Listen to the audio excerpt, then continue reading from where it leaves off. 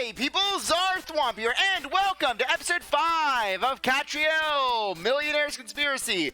Last time, we found out the mystery behind London's knockoff Batman, Ratman, and we also got to the bottom of what happened to basically 100 million pounds getting lost from the bank. Basically, they didn't test the vault out, and so everyone suffered. Now, anyways, on to the final divergent case. Case 8, the Goss of the Thames.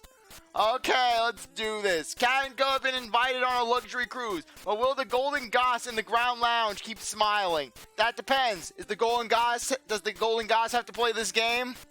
Because if she does, then she's not smiling. I'm not smiling right now. I'm only smiling right now because I just got out of I just saw the Mario Bros. Movie. Really great. Just had a really good time. And now I'm playing this. I say, what's a smashing vessel? It's much more luxurious than I imagined. It looks like a big birthday cake. And I don't even have my own kennel. So this is the Titanic. She's stunning, isn't she? I can't quite believe we'll be sailing on her. If this thing is anything, if there is any justice in the world, this ship will end just like the Titanic. But actually, no. Scratch that. Because if this is anything like Titanic, then Ernest would be more than happy to just let go of the driftwood and let Katrielle live.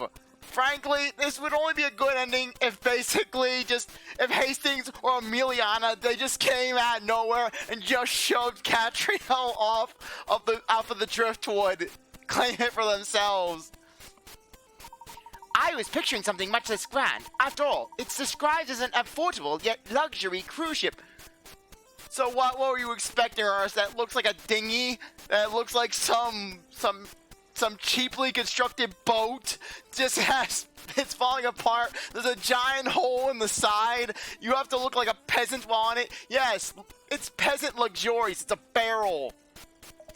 What's an affordable yet luxury ship when it's at home? I heard it was supposed to be a small cruise ship that the average member of the public could afford to enjoy. This is small? It certainly doesn't look small, does it? Gosh, just imagine what the inside is going to be like. I never dreamt I'd travel on a ship like this. No, nor do I. And we certainly wouldn't be if it weren't for Madame Doubli giving us tickets. I'm so excited about the party too. Cruising down the Thames, hobnobbing with London's elite. Yes, Ernest, become the hobnobber. The ticket says in celebration of the maiden voyage of the Titanic. It's all very fancy, isn't it? What are you trying to go off of, naming it based off the Titanic? Oh yeah, because the Titanic was such a smashing success. It was a cruise to die for. Yes, you can basically you can feel the absolute terror while classical music is playing in the background. Maybe old Double Chin isn't really fat at all. Maybe it's all money stuffed up her dress.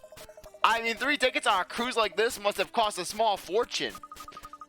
Definitely, and she even arranged it so that you could come too, Cheryl. Dogs aren't usually allowed on board. As a fellow pet lover, she obviously threw her weight around a little for us. Come on, Cheryl, come on. You gotta come through with us. You gotta come through for it. Well, I owe her a lick for saving me from boredom at the office. I just hope it isn't too rough. Oh, come on, Cheryl, come on. You could have at least come out with the whole, well, in that case, she certainly isn't lacking anything to throw. Now, Ernest, you did bring all the luggage, did you? I'm impressed. I am impressed yet disappointed in you, Ernest. We're not even 5 minutes into this, and yet you're already simping. Oh, yes, miss. I just entrusted it to the deckhand a little while ago. He said we'd be taken to our cabins later. Okay, I think I felt an earthquake. Ernest letting someone else carry Katrielle's luggage. You would think that Ernest would fight someone to the death for the right to carry Katrielle's luggage. And meanwhile, Ernest would just be carrying her shoes in his mouth. No, the dirty socks.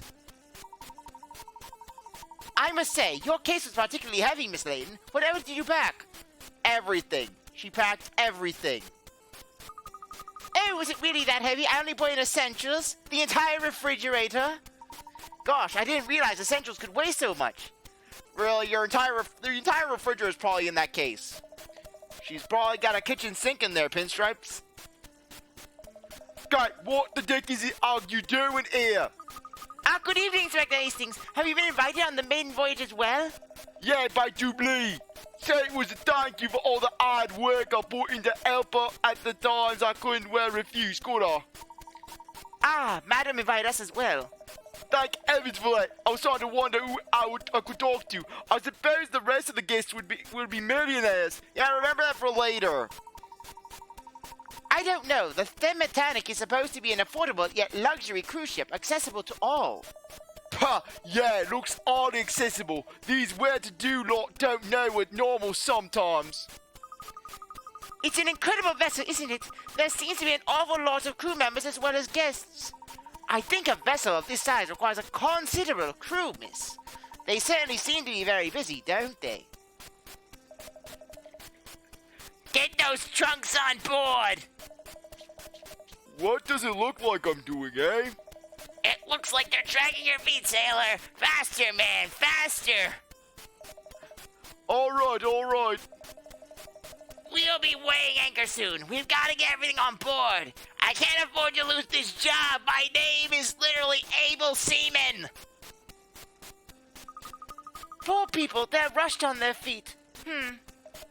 Or is it Cat? Isn't that Emiliana over there? Yeah, basically, yeah, Neil, screw Emiliana. You can't talk to Emiliana. Oh, yes, so it is. I think she's seen us too, look. No, don't let her see me. I don't want to talk to her about logic and reason and things being reasonable. Good evening, Inspector Katrielle. Ernest. Oh, and I see you brought your pet along with you. Good evening, Emiliana. Have you been invited to the party on the Titanic too? Yes, I have. You're not coming, are you? Yes, we are. Madame Dublé invited us. Oh, yes. It was her... Oh, yes. It was her who invited me too. Ha! I was hoping to be able to relax and enjoy the cruise. Not much chance of that happening with you on board. Oh, don't be like that. Let's enjoy it together. Yes, and then Emiliana becomes the hero that this game needs by throwing Katrielle into the ocean, into the Thames. Oh, miss, it looks like we're ready to embark. I do apologize for the wait, ladies and gentlemen. However, we are now ready to begin boarding the vessel. Mind your step as you walk up the gangplank and enjoy the cruise. Hopefully we will not run into any icebergs. And then he just crashed into the bank of the Thames. Oh no, we've crashed into the ledge of the Thames. We've scraped a concrete wall. The ship is taking water. Ha! This is so exciting. Come along. On we go. Oh, wait for us, miss. Hey, don't forget your pet.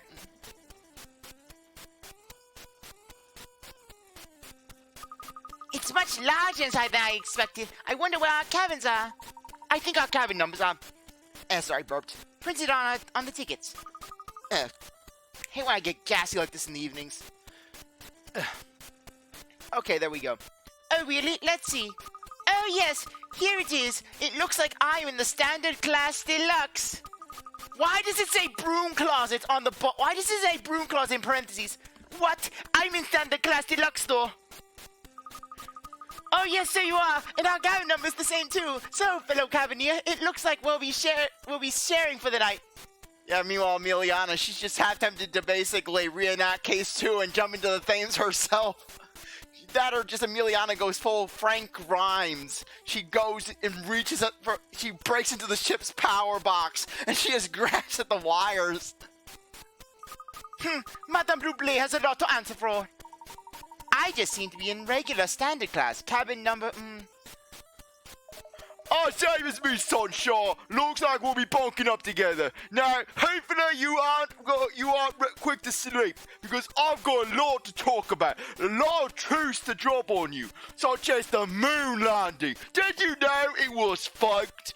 And don't even get me started on the shape of the Earth. The Earth is flat, 100% flat, like a piece of paper. Well, I think our cabin is down this way, miss. So we'll meet up again later, shall we? All right, Ernest, see you later. to Emiliana, shall we? This is going to be fun. I don't think so, Cheryl. Your cabin is the other way. You're in the boiler room. You're going to be kindling. You may be a dog, but you still can't share a cabin with us ladies. It's not what a gentlewoman does. What do you think? What do you think Charlotte's gonna do to you? What kind of internet material are you reading, Katrielle? I swear I'm scared of what Katrielle's search history is like. What is Layton teaching you? Actually, no. I'm not gonna blame Layton for this. Basically, anything that Katrielle does, I am 100% disassociating Layton with, because basically I don't think Layton would be following this crazed philosophy of, oh, the dog can't be allowed with us. The dog will peep. I knew that. I was just confused. What do you have to? Frankly, I'm confused. Why would you not want your dog in the cabin with you? What, you just go with Ernest? Go with Ernest, yes, because basically, yeah, because Cheryl's thinking some zoophilic thoughts. Pinstripes, wait for me!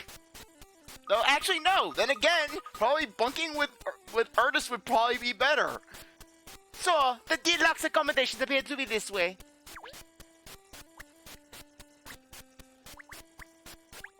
Personally, I've always committed the emergency escape routes to memory. Though frankly, in this case, an emergency, Katrielle starts to have a conversation with you. You just bolt for the nearest exit. Okay, coin. It feels more like a high-class hotel than a ship, don't you think? The carpet is so plush, walking on it hardly makes any sound at all.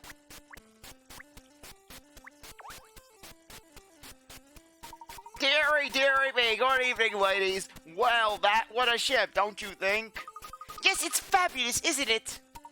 And its main voyage too. Look at the brasswork gleaming. This is a rare pleasure indeed. I must say, I'm looking forward to the party later too. Ha ha ha ha. Puzzle time. What are you just standing there for? There was a puzzle left outside my cabin door. Open bracket, yawn, close bracket. I'm just trying to think what to do with it. I see. Well, I can solve it for you if you'd like. Puzzle 96, darts practice. Okay, I'm just turning the volume off. Okay, fancy some dart practice. The board is just like the one pictured. On the previous turn, 3 darts were thrown, and all 3 of them landed in different sections. What is the lowest possible score? Select the frame to answer.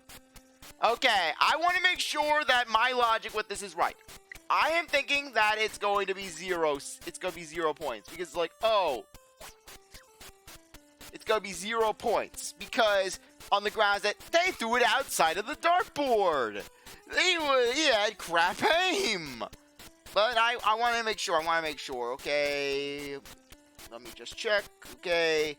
Millionaires Conspiracy walkthrough. Okay, let's check this out.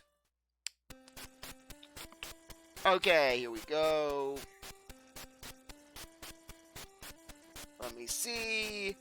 Okay, ghosts and gifts. Cold fit. Okay, crate crowding. Ride the rail. Let's go 2. Okay. Passwords or some pop. Okay. I think this is it right here. Okay, yep, right here.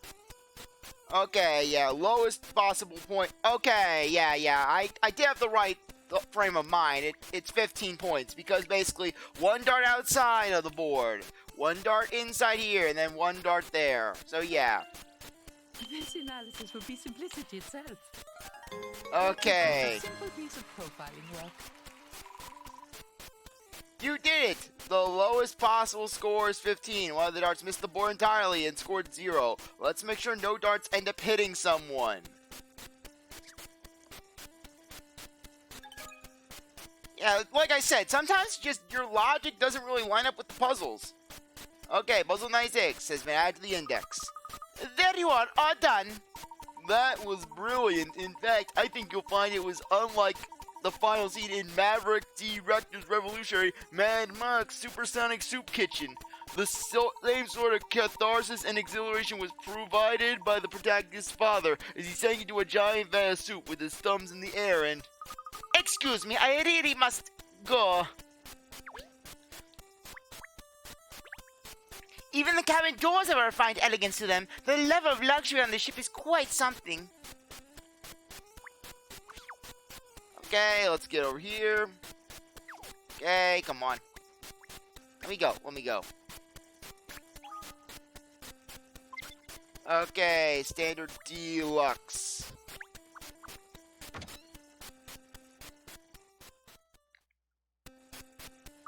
So this is the standard deluxe. It's quite a large cabin actually, isn't it? What luck. Yes, it's certainly better than what I was expecting. Oh good, and my suitcase is here already, I see. Isn't it a little overstuffed? What have you got in there, Katrielle? A detective's bag is always full. I have many important things to take around with me, even for one night. Yeah, open it up. It's an entire... It's filled to the brim with Doritos and Cheetos. That's too much for one night, surely. You could manage for a week with a suitcase that full. I don't think so. I already whittled it down to the bare minimum. Anyways, let's not waste any more time talking about luggage. We should be out on the deck, enjoying the cruise. Well, I agree with that. Too much time in here could be trying. Shall we go and ask Ernest and Inspector Hastings if they want to join us? Yes, all right. We'll go and help find their cabin in standard class.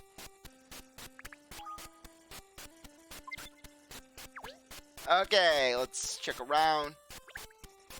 It all looks delicious, and the silverware is magnificent. I'll help myself later. Fruit to welcome guests on board. Yes, I approve. Yes, this looks very comfortable. Good. Cushions made with the same fabric as the chair. Very chic. I like it. The bedding is excellent quality. I will sleep very well here. If a certain so-called detective doesn't snore. Frankly, knowing Emiliana, I would not be surprised if while Katrielle's sleeping, if she starts snoring, Emiliana just picks up her pillow and then just starts smothering Katrielle. It all looks so soft and puffy. I can't wait to get into bed tonight. Okay, there we are. Puzzle. Look, Emiliana. It isn't just gorgeously furnished, this cabin. They've even provided entertainment, a puzzle. Do you really think they deliberately hide puzzles in cabins, Katrielle? Perhaps they think of everything on cruises like this. Let's see what this puzzle is like. Okay, puzzle 97. Go with the flow 2. Okay, a nice fun puzzle. Okay, I like this puzzle. I like this kind of puzzle very much. Okay. Okay, bring that over here. Okay, that's not good. Bring that there. Bring this down. Okay, put this here. Okay, there we are. Good. Okay, bring that here. Okay. Needs a little more. Needs a little more off the top. Okay, there we are. Okay, 6. No, that's not gonna do it. Okay, let's bring that here. Okay, bring that there. Put it there. And then finally down there. This should do it, I think. Any mystery or any puzzle solved. Okay. More points. You did it! Now you've managed to pipe the juice into the right vats. Why don't you try some? Wait, no, the levels will be wrong then. Don't you dare touch the juice. The sole reason why people are coming to this restaurant. 76 puzzles. Hooray. That was a good puzzle, even better than you'd expect from affordable luxury. I really don't think it was left here on purpose, Katrielle. Yeah, anything else? Okay, let's get going. Standard class.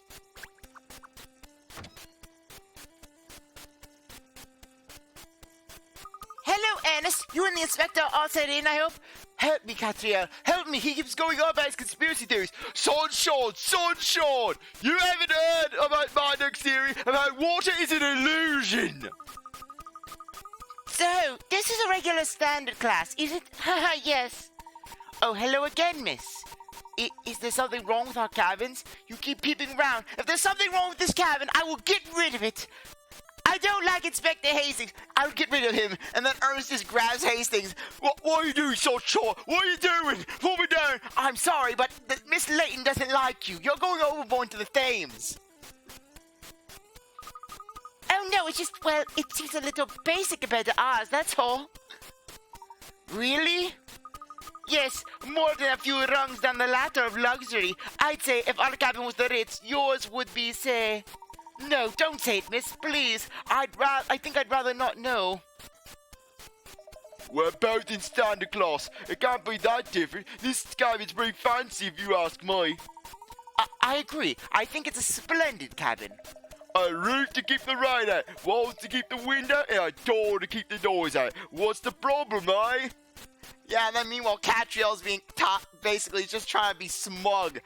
But our cabin is luxurious.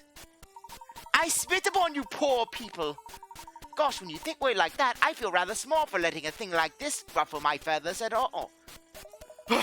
So you Sunshine, who gives a monkey's what the rooms are like, as long as you can sleep in it. Get your priorities right. Well, I hope cleanliness is a priority for you. Yeah, meanwhile, Hastings, he'd sleep on the floor and he'd get a disease. Yes, Inspector. Sound advice, Ernest. You really shouldn't let this cramped little cabin get you down. Oh, yeah, so you tell him that's cramped and little then. Yeah, Katrielle, real gentleman womanly of you. Meanwhile, Professor Layton was in this sort of situation. Layton, he wouldn't even be mentioning the quality of the cabin. Because basically, Layton would know how to be gentlemanly. Meanwhile, Katrielle and her, I only practice being a gentlewoman when it applies to me and when I feel like it suits my needs at the time. Who was it that brought it up again? Exactly, freaking Cheryl. Cheryl has to be the voice of reason. Yeah, he's constantly put down. Anyways, Emiliana and I were wondering if you'd like to join us on the deck. Rather, I'm dying to see what it's like up there. Well, you can't because you're a peasant. Go to the boiler room and shovel the coal, you peasant. Excellent. What are we waiting for then? Got it, going. Well, the window is a similar size to the one in our deluxe cabin. You can't open the window, of course. That would be rather dangerous, I suppose. Nothing to report out there. We have the same book in our cabin. It was in one of the drawers. It's full of information about the ship and its fixtures and fittings. It gives the emergency evacuation procedure in here. Make sure you've read it all.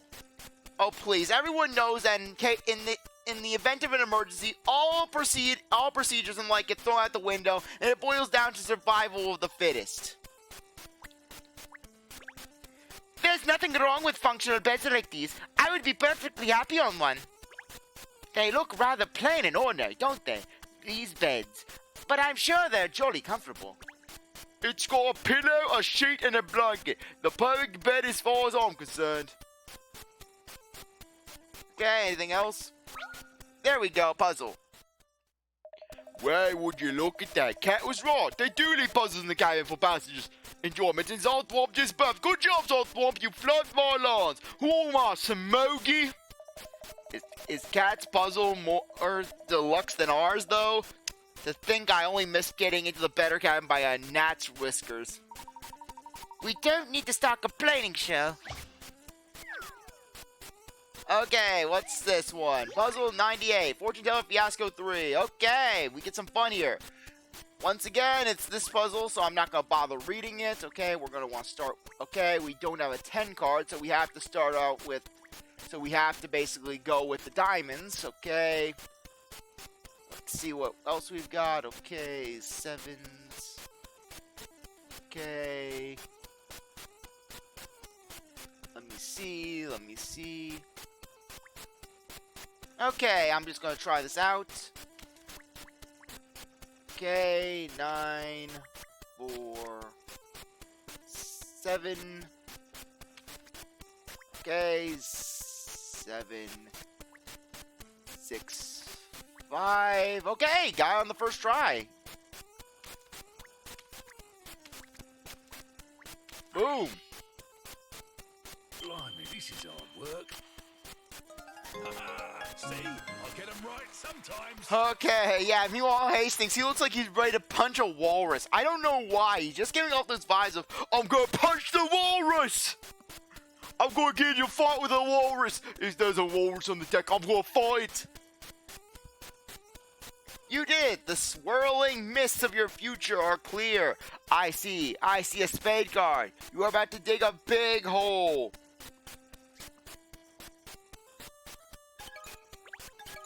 Okay, frozen lemon tart. Oh, I say, well done, Spectre. You're a credit to Scotland Yard. Ha ha ha ha! Come on, Sunshine. I eat puzzles like this for breakfast when my little lemon doesn't cook eggs. Yeah, meanwhile, I can just imagine, basically, yeah, if Gumshoe from the Ace Attorney series was here. I actually do have to eat the puzzles for breakfast. I actually did eat a Rubik's Cube once. If you boil a Rubik's Cube, it doesn't taste too bad. Okay, anyways, let's get going. Okay, up to the deck. Okay, out we go. Come on. Let me go. Deck. To the deck.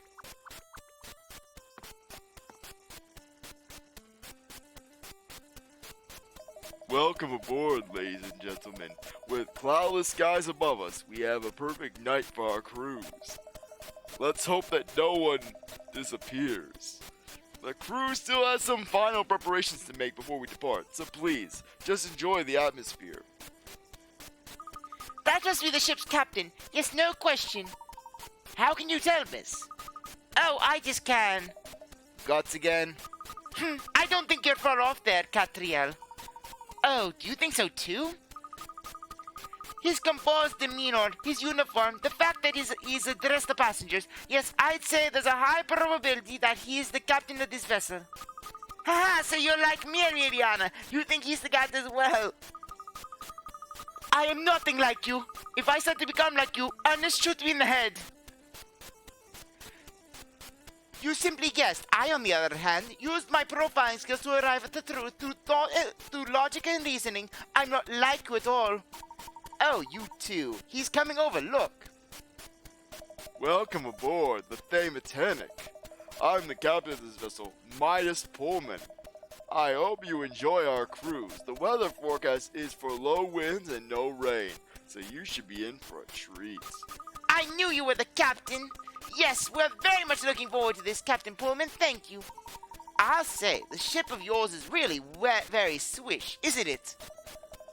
You like her, do you? Yes, she's small as cruise ships go, but plenty big enough to be comfortable. She doesn't seem small to me at all. Ha, is that so? Well, put her alongside some of the grander ships and you'd soon change your mind. The ship I captained before this one, for example, was a Goliath by comparison. Gosh, you've captained larger vessels. Amazing. You can't judge a ship by its size alone, though. It's certainly not the case of the bigger the better.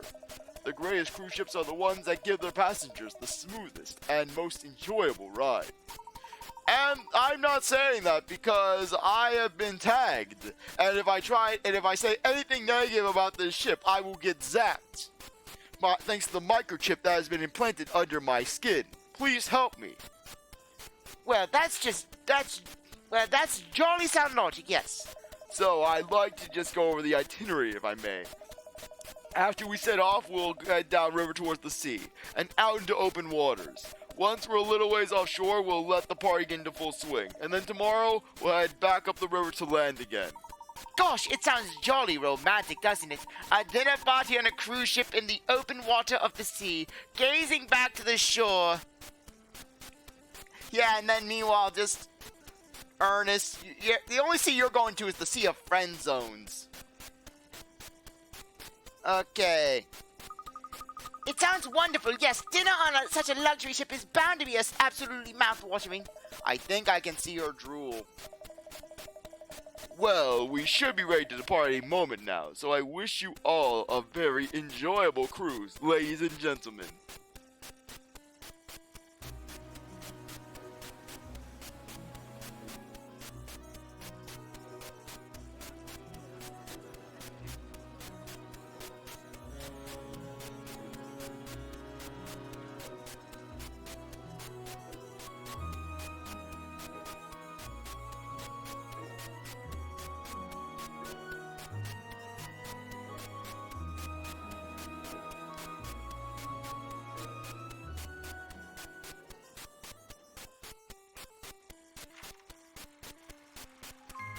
Casey, the goddess of the Thames.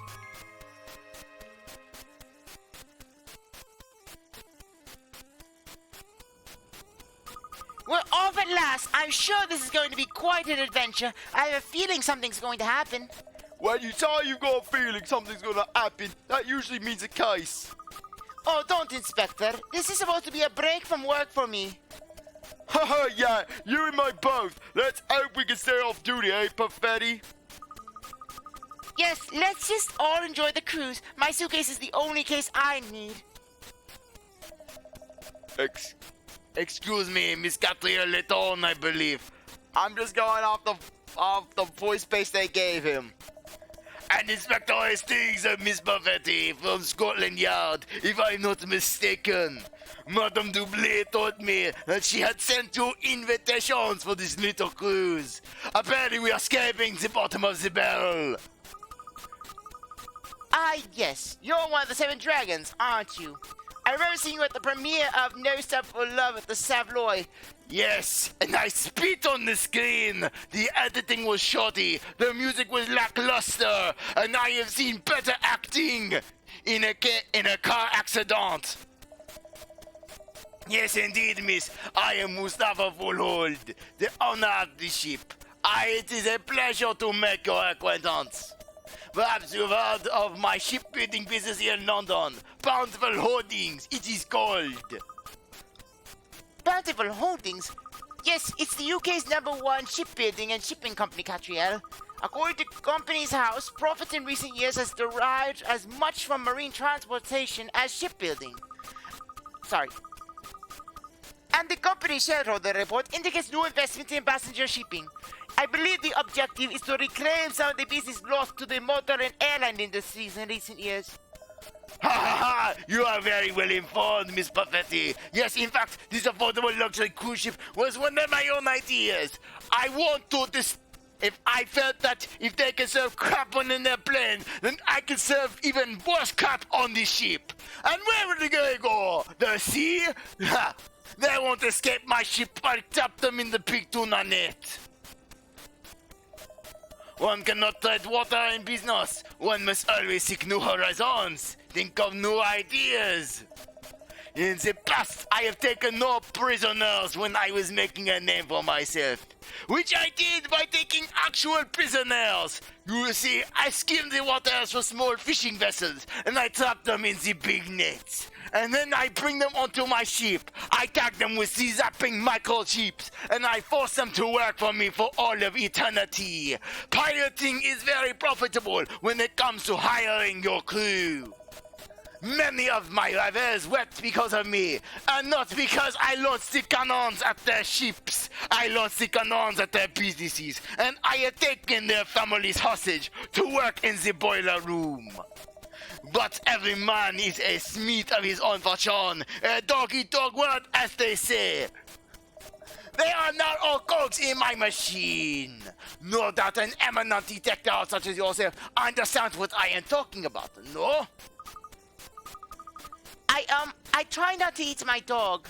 Oh, one of these days, Katrielle will try to eat Cheryl. So people apparently gain eminence through sheer good luck. Well, it is uncommon for Madame Dublé to compliment anyone. And even less common for me. I spit on Madame Dublé. She tells me you have an incredible mind. I would like to see that mind in action if you will indulge me. And then when you complete the puzzle, I will spit on you. Pooh! A tall order. When the whistle is blown, sailors with flags down will raise them, and those with flags will lower them. You need to make all of the sailors who have their flags raised by issuing exactly 5 commands. Select the whistle on the left and drag it while holding A to show a circle that indicates where your command will apply. When you release the button, you will blow the whistle, and the sailors in question will raise and lower their flags. Okay.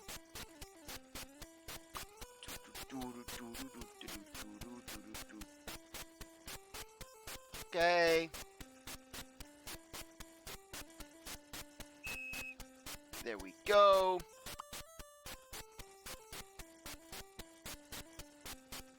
Okay, there we are.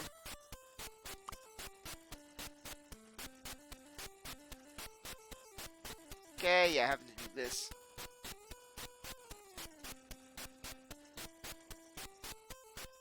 Okay. Let me see.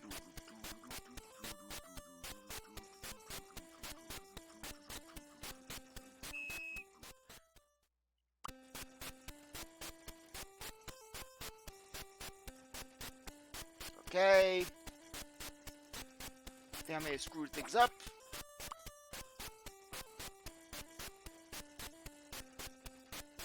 Okay, there we go.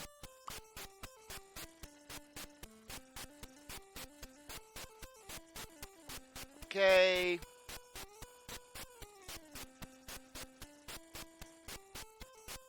Okay, come on, come on.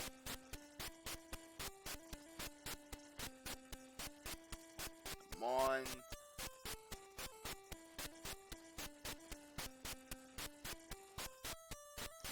Okay, have to squeeze you in, come on.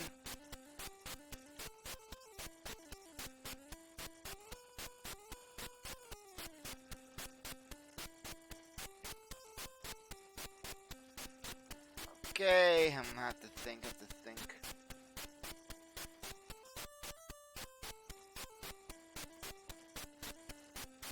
Okay, let me just bring this back. Okay, have to think.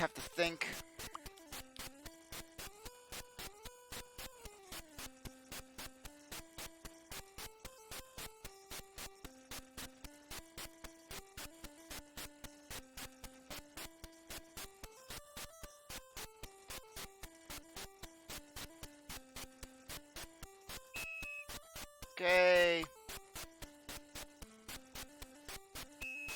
Boom.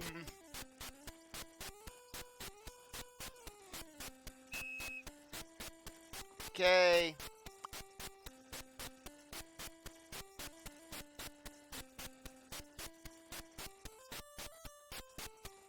Okay, that's not working. Okay, let me just see what we're doing.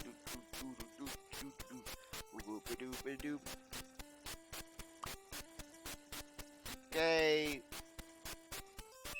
5 sailors.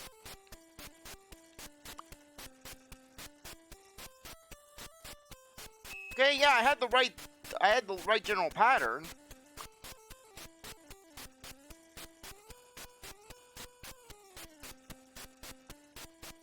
Okay. There we go. Draw 7 sailors. And here we are. This should do it, I think. Okay, puzzle time. You did it! Use the way to solve this one is to issue commands to the sailors in the central area and then the 4 areas around the edge. What the hell was that, CzarThwomp? You are so slow at that puzzle. I spit on you now. Ah yes, I see it is on too. These rumors I heard of your extraordinary talent. They are all false. You're disappointing. Thank you. If you ever find yourself in a fix, please do come and ring my bell. Fixes do not trouble me, Miss Layton, but I will certainly remember your name, and I will spit upon it. So I wish you all a most enjoyable voyage. Spit, Pullman, spit on them. Yes, sir. Mr. Fold. Mr. Fold, forgive the interruption. The steward informs me they're ready to begin the party. Ah, thank you, Matas. We are now in open waters already. Yes, sir. The Thematic is a very speedy vessel, as you know.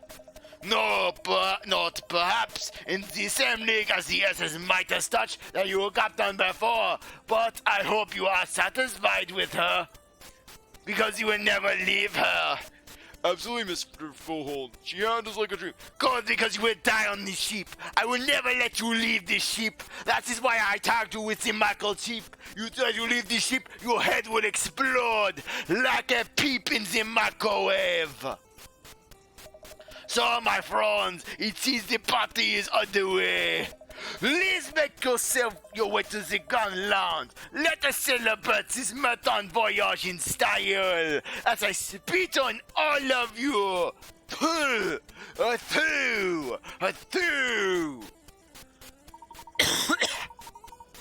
The party, miss. This is so exciting, isn't it?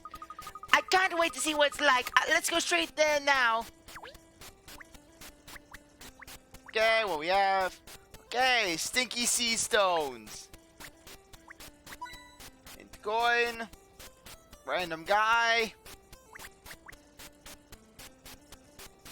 Okay, anything here? Bunch of coins. The bow of this vessel. You could stand on the railings, miss, and I could hold you around your waist.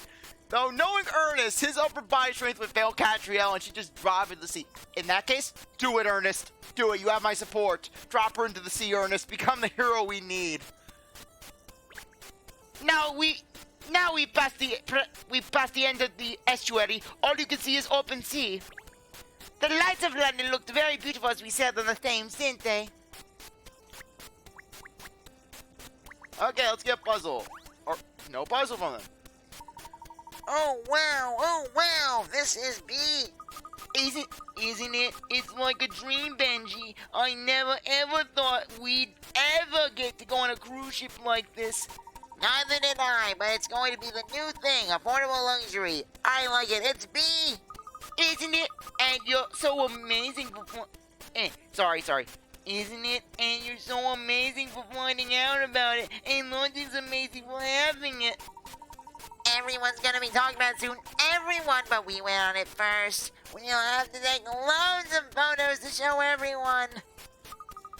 Oh, I want to take a photo with you, Benji. We'll have to get someone to take one of us later. That is B.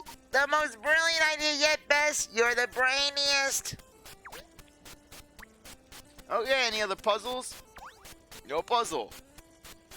The party's getting underway. If you could all make your way to the Ground Lounge, please. He's probably not gonna have any puzzles. All he'll have is just, I will spit on you!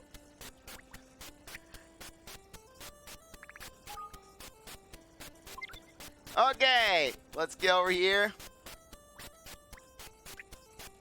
Okay, lavish hall.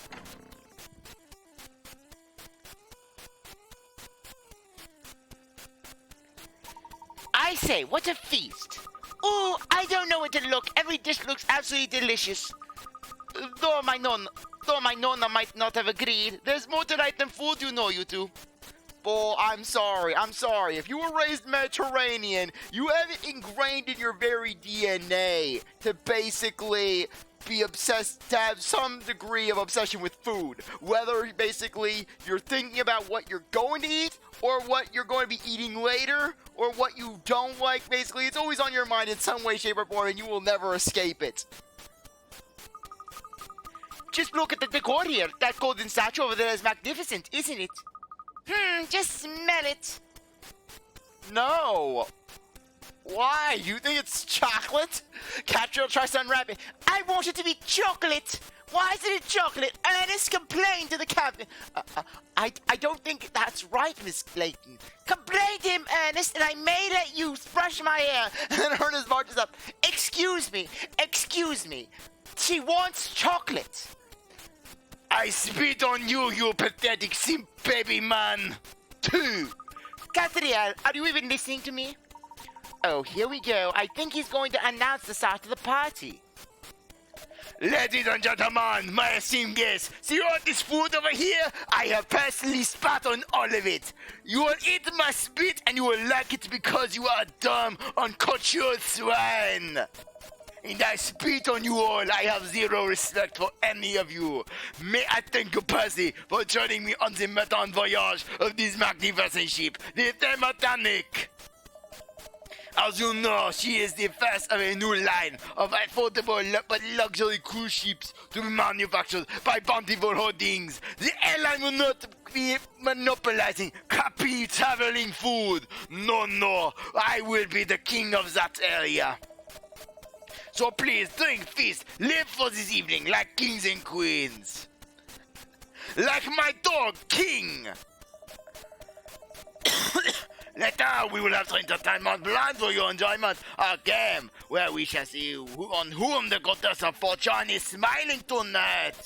Let the party begin. She's not smiling on me, that's for certain, because I have to look at your ugly, stupid faces.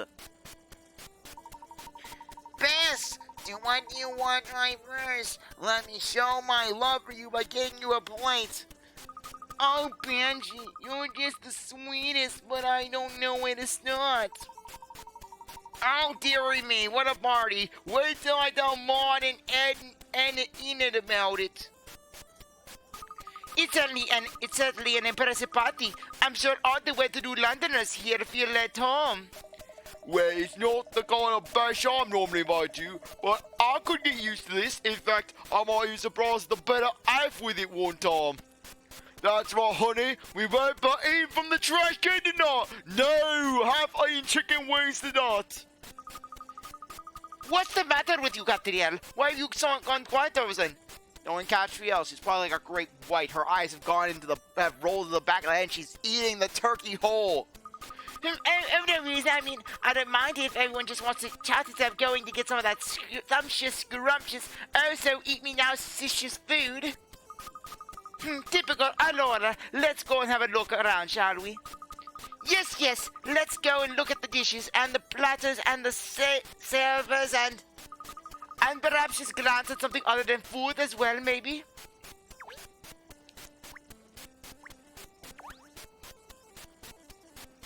It really is a most spiffing spread, isn't it? I've never even seen some of these dishes before. I'm going to tackle this tiered tower of dishes from the bottom up. You had to be methodical, I think. Oh yes, I agree, miss. Your such a modest spread makes you want to sample a little everything, doesn't it? And wait. What is with that platter? Is that used tissue? Yes, it is used tissue. I sneezed in. I had tissue I saved for when I had mononucleosis. It shall contaminate you, you stupid swine. Is this round bar at the top some exotic cuisine as well, do you think? It is an exercise board that I shut up my ass and then I put on top of the spread. No, I think it's just a decoration now, isn't it? Oh, really? What a shame. I was looking forward to finding out what it tasted like. You'll be wanting to eat the china next. Knowing Katrielle, she would try to go full Willy Wonka on it. I think there's even a special dish laid on for you, Sho. You have my attention. Madame Doubli thinks of everything, doesn't she? It's funny, she doesn't strike you as someone likely to notice the smaller details. She'll strike you as making a comment like that. Oh, I just noticed the jelly beside my nemesis tower there. No, there's always another distraction, isn't there? It's impossible to know where to start. Okay, anything? Okay. Gosh, pheasant, look! It smells heavenly! What an enormous pie! Even a single slice looks like it would take some beating. Even you, Katrielle, could not possibly manage to sample everything that is on offer here tonight. Yeah, meanwhile, Cheryl's having war flashbacks. Anything? I hope you're all enjoying the party. Please, you have to enjoy it. Otherwise, he'll lock me in the broom closet again and threaten to throw me overboard. Take your time. We have all night.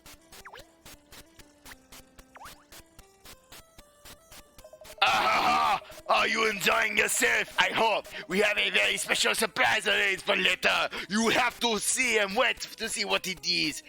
The surprise I defecated on all of your pillows. You go to your room, you will see a giant mound of feces on the pillow.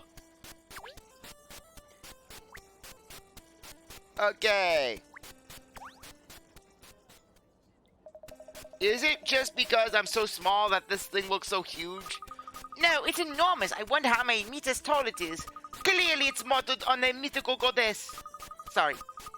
Sorry, I'm going partially for my French voice. That's what happens when I'm doing a voice like that. Just, it takes a little bit of time for my voice to transition back. Clearly, anyways, it's very ornate. It must have been a real labor of love to produce. I would think so. As a work of art, it's exquisite, and the fact that it's made of solid gold makes it all the more impressive. You mean it's not just glit? Gilt? When it belongs to one of the 7 dragons? Ernest, please. I'm sure Mr. Forward wouldn't dream of using a gold-plated statue as the centerpiece of his new ship. Golly, I'm flabbergasted. Such an enormous statue made of solid gold. It's out of this world. Hastings, beautiful ladies and charming gentlemen, as part of our lavish entertainment for you, I have devised a little game for you to play. Dodge Rock. I will throw rocks at your head and you will try to dodge the rocks. Oh, that sounds jolly exciting, does it, miss? But before I explain to you the rules of this game, let me inform you of the sumptuous prize. Tonight, ladies and gentlemen, it is the gold statue of the goddess. The statue, the solid gold statue. No, it is gold-plated lead. It will give you the lead poisoning and you will suffer a horrible fate. That is correct, Mr. Layton. It is the gold statue of the goddess that I will be giving away a bidding slip for. A bidding slip? I am sure no one will want to pass up the opportunity to bid on this magnificent work of art. Dearie me, auctioning that unbelievable statue. Mr. Fullhorn will be the talk of the town. Oh, Benji, doesn't sound exciting. We have to take part. Definitely, I'll do everything I can to win it. Bess, show you how much I love you. Well, everyone certainly seems excited by the idea. And you're not, Cat? Aren't you going to give it a shot? I don't think so. I mean, the prize is just a bidding slip. It's not the statue itself, is it? You do realize, Katrielle, that a statue of that size made of solid gold is practically priceless. If it were to be put up for auction, people would be falling over themselves to be invited to bid. In other words, a bidding slip alone is going to be worth a very large sum of money. Oh, really? Well, perhaps I could join in. I don't want to be a party pooper. Oh, you are taking part now, are you? I can't keep up. It sounds like fun, whatever the prize might be. I won't pretend I'm not interested, but I would like to know the rules before I agree to take part. Well, Buffetti, I think your knock looks like our host is about to fill us in. He'll kill us all the rest of CzarThwomps too. So, ladies and gentlemen, allow me to tell you the rules of the game. Concealed on the ship are 4 angel statues that I spat on. These you must find. It is a treasure hunt, you see. Massive encapsulement will lead you to the appropriate proximate locations of each angel statue in turn. The treasure hunt will take you all around this magnificent new vessel as you search high and low for the angels. So, to the first angel location, to the heart of the Titanic. The angel room, ladies and gentlemen, follow me.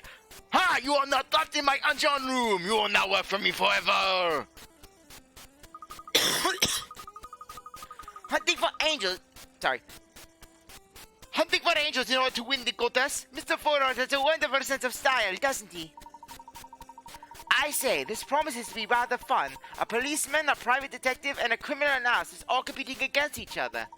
3 professionals in the field of treasure hunting.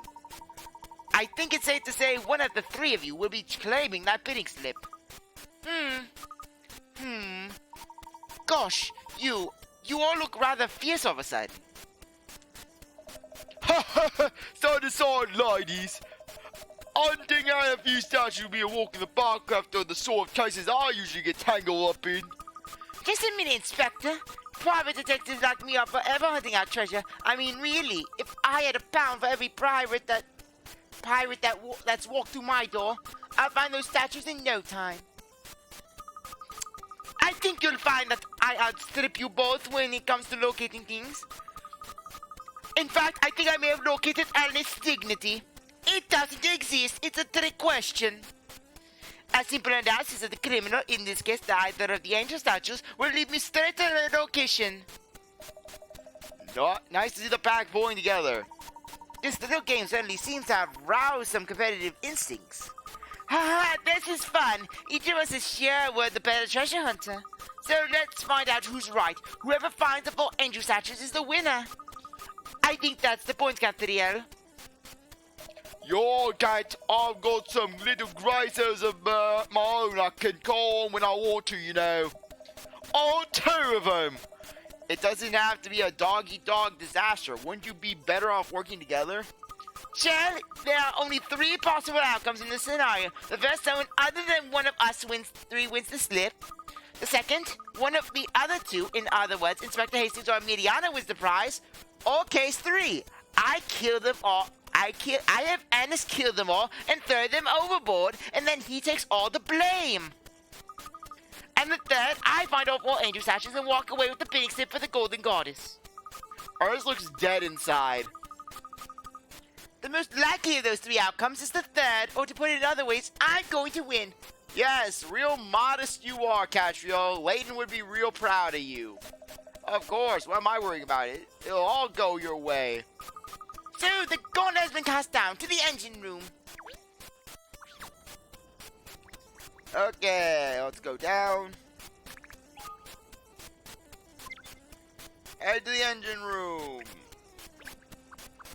Okay, head on down here. Here we are, ladies and gentlemen, at the heart of my latest vessel, the engine room of the Titanic.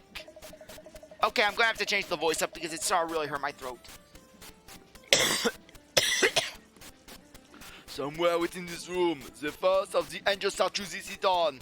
Which of you can find it? Who will win the award of getting spot on by me? Oh no, there are bugs all over the place. How are we going to find a little angel statue in here? This is the worst. Don't worry, Bess. If we work together, there's nothing we can't do. Oh, Benji, you're just the bee. Just great.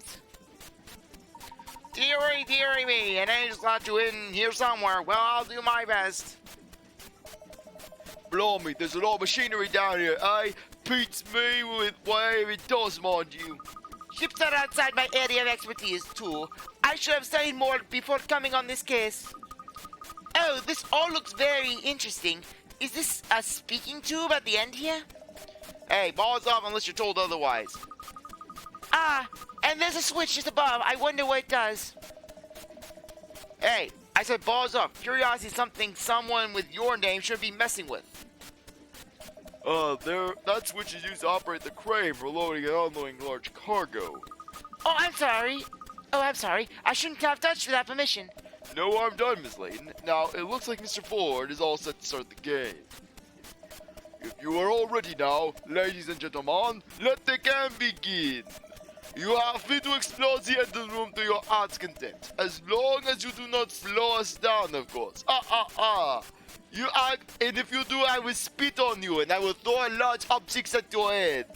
So I invite you to look at the angel statue. Coin. Okay, hidden puzzle. It's very hard hunting out a tiny little statue with a mess of machinery and pipework in here, isn't it? But my instincts are telling me this panel here with all the switches on it is hiding something. Perhaps I'll just try flicking a few of them. And then Katrielle just absolutely crashes the ship into a rock. Okay, puzzle 100, treasure hunt. 9 treasure chests are hidden in a cave. 3 of the 9 chests contain a jewel. Select the chests between the... Select the switches between the chests to switch on the lights and reveal a number that tells you how many jewels are contained in the surrounding chest. Where are the jewels hiding? When you think you've identified a chest that contains a jewel, select the chest and circle it. If you change your mind, just select the chest again to remove the circle. Okay. Okay, what? Oh, okay, yeah, we have to actually do that. Okay, one of the chests. 2, 1, 2, 1. Okay, in that case, memo. Okay, we know that this chest right here, since it overlaps the two of them, it definitely contains one of them. Okay, basically, we found one of the chests there. Okay, let's see how many here. 1. Okay.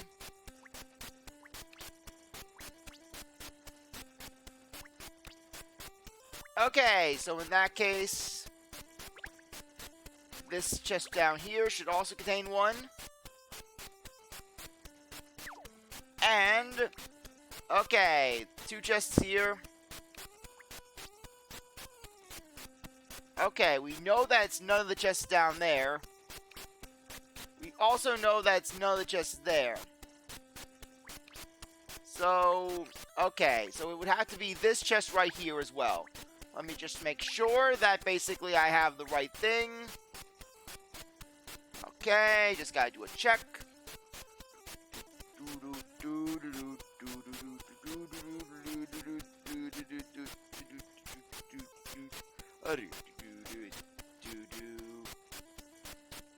Okay, apparently I was off by 1 chest. Okay, apparently it is this chest, and this chest.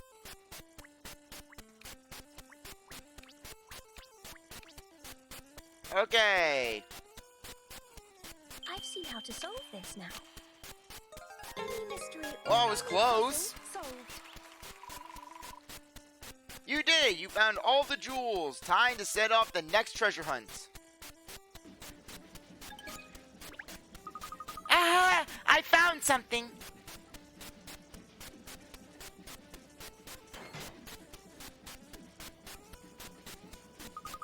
Ah, it's the angel statue. What a devious hiding place. Oh, bravo, Miss Layton. Well, you know, for a detective like me, it's really just a matter of going through the motions and... You are going through the movie faster, Cat. That was a piece of cake, wasn't it? Obviously, I also located the statue. Hardly worthy of profiling at all, that was. Oh, it seems some of the other guests managed to find the statue as well, miss. Clearly, if everyone managed to find it, the hiding place was too easy. Though, wouldn't they just have to wait until someone else found it and then just run in? Good. I see that you have all managed to look at the first angel statue. I will spit on you now, too. You all disgust me. But don't let complacency take hold of you. That was a gentle introduction, shall we say. Now, as you all there here in the engine room, perhaps you will all indulge us and allow Captain Pullman to tell you a little about this magnificent new vessel. Oh, my instincts are telling me. That this is going to be long and boring, for once your gun and mine are singing the same tune. Well, as I'm sure you all agree, the Titanic is a fine-looking vessel, but as I'm about to explain, her guts are equally impressive. The engineer has enough horses to give a container ship a run for its money. Actually, she's even more powerful than your average cargo carrier. She's just ticking along at a comfortable pace at the moment to give you good people a smooth ride. But if I were to open her up, she'd really fly. There's not another ship on the Thames that can match her capabilities. Do you really think she's nearly done? My lids are starting to droop. Well, it's a rather spiffing ship, miss. I'm not surprised he wants to sing its praises. Thank you for the detailed explanation, Midas. Ladies and gentlemen, I hope that has given you a taste of the superiority of this vessel. We will now crash it into the side of the city and take half of the buildings down with us. We are in a new age of shipping now. These modern vessels are worlds apart from their aged ancestors.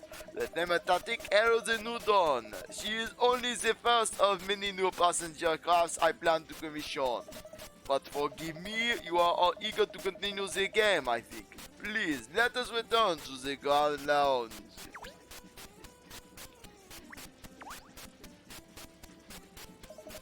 No good asking me where them angel statues is hidden. I haven't got the foggiest. Okay, it really is like the heart of the ship, isn't it? It's vertebrally beating. CzarThwomp's control is also going vertebrally down. Yikes, that blasted seam just missed me by a gnat's whisker. Careful, everyone. I could watch this engine running all day. It's absolutely fascinating.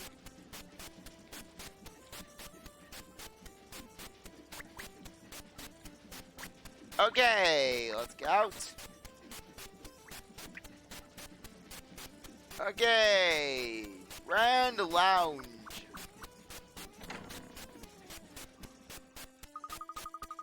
Benji, that was so hard. The angel was hit really well, wasn't it? Oh, is something different in here? It feels even bigger than before. Oh, could it be the fact that the giant statue's gone missing? I think you're right. Yes, you are right, Bess. You're always right, Bess. Wow, this angel statue is kind of naughty, isn't it? What a bidding slip for that statue. What a prize to tell everyone about.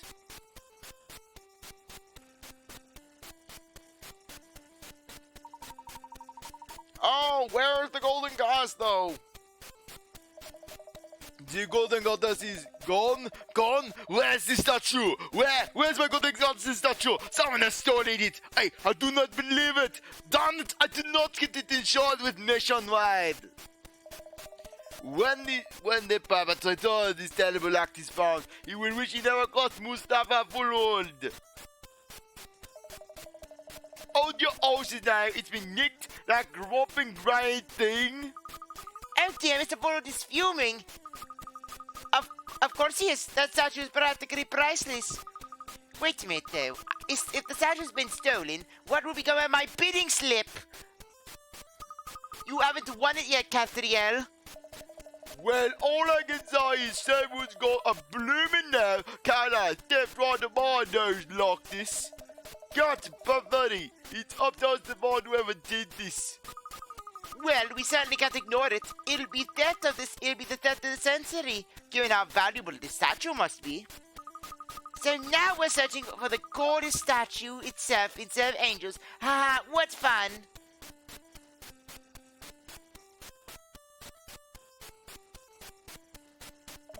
I've had the crew search the ship, Mr. Fool, but there's no sign of the statue anywhere. You disappoint me, Pullman. I had thought to do with my sheep, and now look at what happened. I am losing money. I will now have to sell your organs on the black market. But this is madness. The statue is enormous. Where could someone possibly have hidden it? That we cannot find it again. It's a terrible crime. I'll go straight to the bridge and radio back to shore to let them know what happened. Yes, thank you, Matters. But there is nothing to be done from this shore. I do not understand this. Tell you what, Mr. Followed, look at that crook that did this, you mark my words. Ah, yes, of course. I was forgetting about the profession of some of my guests. Then you will find my statue, and you will find the person responsible for the present criminal act. Whatever it takes, use persuasion if you need to. I mean if you find them, bring them to me so I can spit on them. 2. Use the occasion of being on this vessel to find the criminal. We will, Mr. Forehood. Any mystery solved. That's my motto when CzarThwomp has to put his sock on. Much better.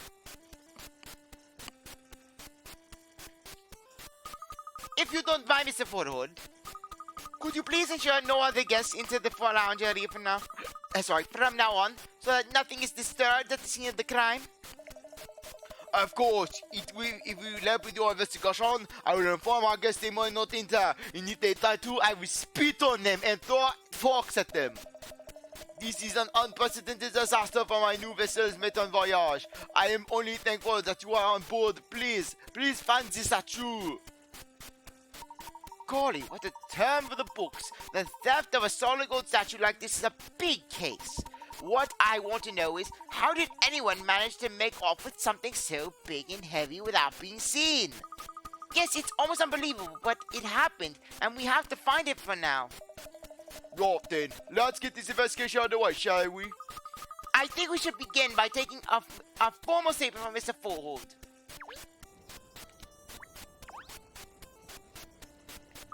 Hey, what's happened to that stack of dishes? It looks different to looks different to before somehow.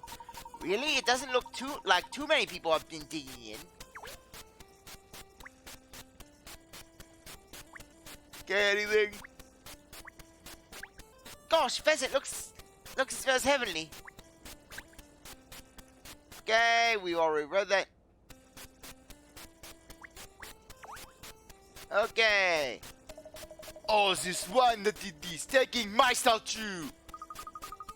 I made it out of human balls and then plated it with gold. Mr. Forehold, can we please have a word? Naturally, if it will help you track down this scoundrel. Wait, sorry. I have to get my voice adjusted. When we went to the engine room to start the angel statue treasure hunt, were there any other guests left behind in the lounge? No, I believe all the guests were taking part in the game. When we went together to the engine room, there should have been no one remaining in the lounge. I'd say we were in the engine room for about 15 minutes, wouldn't you? Was the statue light enough to be removed in such a short space of time? Look at the size of it. It is made of gold, you stupid girl. Do you think it was easy to move? Miss Layton, the golden statue is made of solid gold. It weighs approximately 4 tons. Almost the size of your mother. 4 tons? How on earth did you ever manage to get it inside the lounge in the first place? The Titanic is equipped with a very sophisticated crane, Miss Buffetti. That was a simple task. Then it seems probable that the corporate used the same method to remove the statue, doesn't it? Could anybody operate the crane, Mr. Forehold? No, I do not think so. It is not very easy to control. Only I have the brains to maneuver it. You have to press 2 buttons, and everyone on the ship is too stupid to use it properly. Trust me, I am sure that was the case. A smart slave is an escaped slave. But I do not know the details. You must ask Captain Bullman this question. I see. Well, we'll need to ask him about it now, I think. Yes, we should find him on the bridge. That's where you said he was going, to the radio ashore. Yes, that's right. Let's make our way to the bridge then. Okay, let's go. I just feel very tired. Okay, let's turn up the bridge.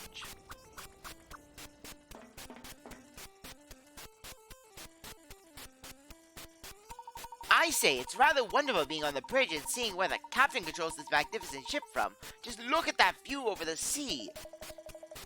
There's the captain over there. We're very sorry to disturb you like this, Captain Foreman, but we'd like to ask you a few questions if we may. Let me check the pipes. Take the wheel. Please don't touch the ship's wheel, Katrielle. We don't want to veer off course. Yeah, Katrielle, she leaves us straight into the middle of the Atlantic. Hard to starboard. Hee. Sorry, I couldn't resist. I bet it feels good to have the ship's wheel your hands. These gauges appear to be for monitoring the various pieces of machinery in the engine room. Gosh, the needles are jumping about all over the place, but I haven't a clue what any of it means. Gosh, no needles in the red. Everything appears to be functioning correctly. Though, frankly, these needles are probably indicators for pressure or temperature.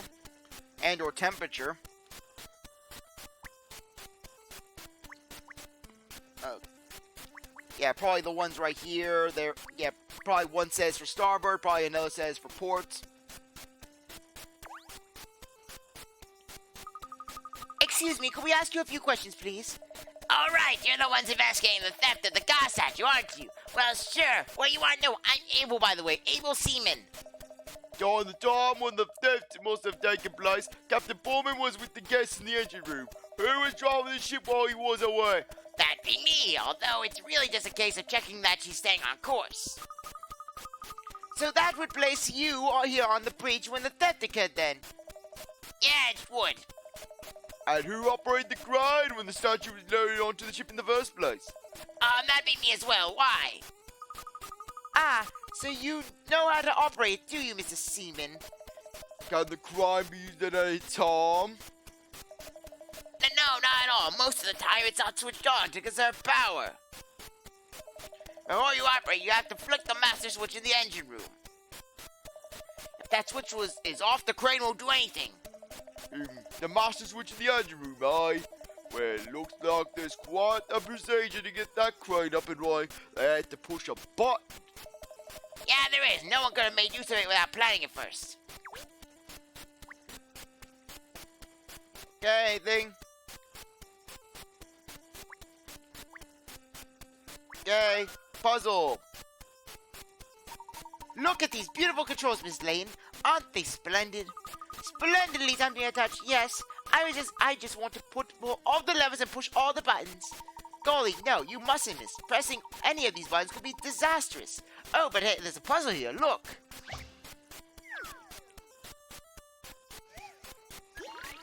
Will you? Circuit Unbreaker 2.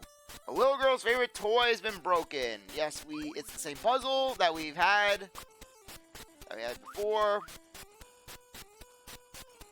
Okay, let me just check.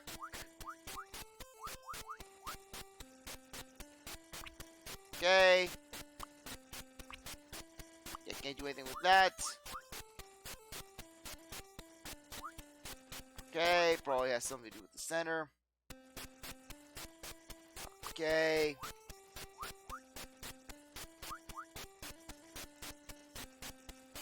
That's not gonna work. Yeah, that's not gonna work either. Okay. Okay, let me just check. Ah, we have something over here.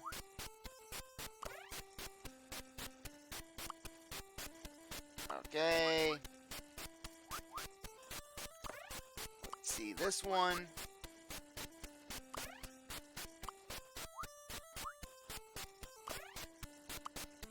Okay, nope. Not gonna work. Aha, here's another one.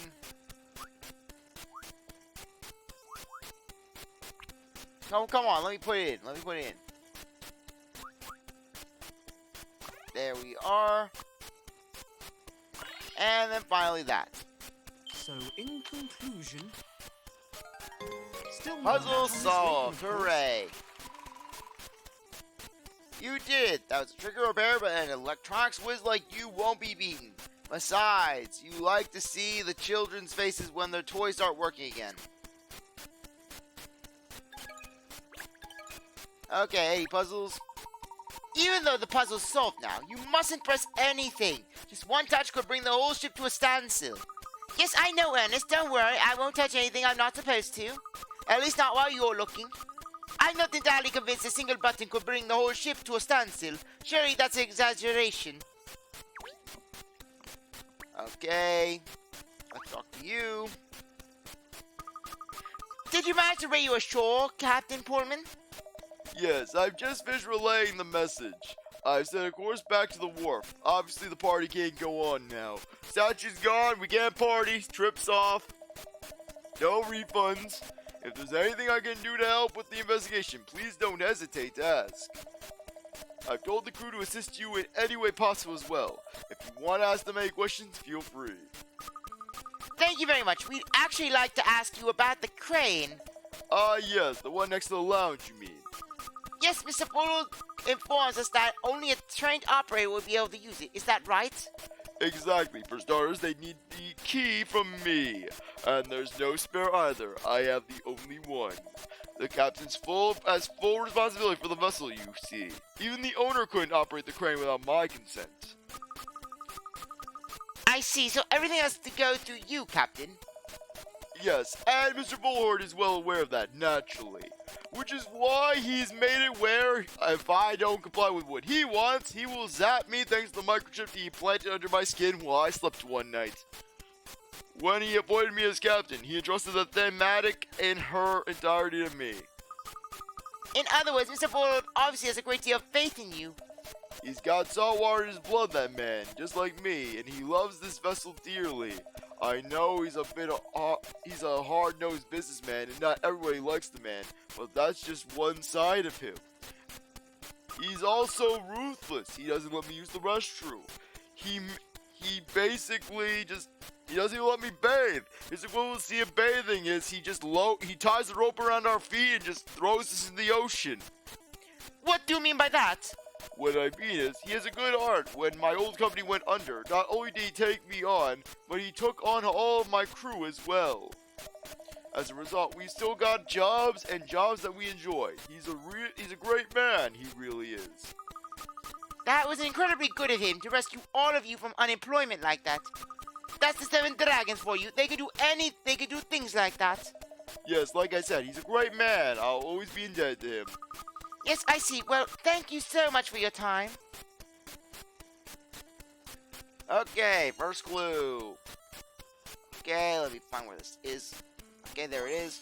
Cranky. Okay, a clue that's actually relevant. That's how you know we're off to a good start.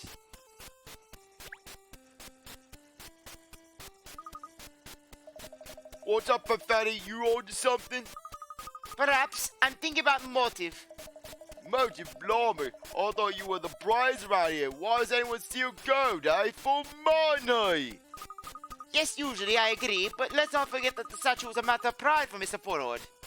So, what's your point? My point is perhaps the motive wasn't money, but malice. Revenge, maybe?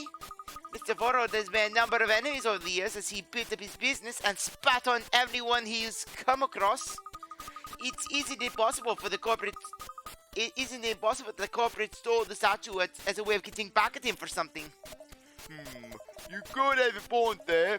So what do you think? Dr. Ford again? First, there's something we need to examine. What's that thing, Cat? The switch in the engine room. The crane can't be operated unless the switch is on, remember? And when we were in the engine room before, looking for the little angel, that switch was off, I believe. I can't say I remember. It was off, yes, I remember because Katrielle tried to touch it before the captain told her off. Is that it? Oh yeah, of course, now I remember. I think we should go back to the engine room and have another look at the switch. Alright then, let's go.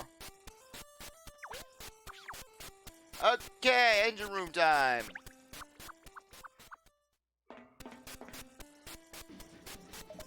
Oh, hello. What you lot be doing down here then? We're sorry to disturb you, but we're investigating the stolen gold statue, you see? You're a ship's engineer, aren't you? That's right, me lovely. Declan Swallows the name. Don't let me stop you. You go ahead and investigate. Oh, he's gone back to his work. Well, he said we could investigate, so let's investigate. Seeing a speaking tube like this is really, makes you feel like you're on ship, doesn't it? If the captain Inspector Hastings' booming voice, they could dispense with this speaking tube altogether. Speaking tubes are lovely and simple, aren't they? Rather charming in a way.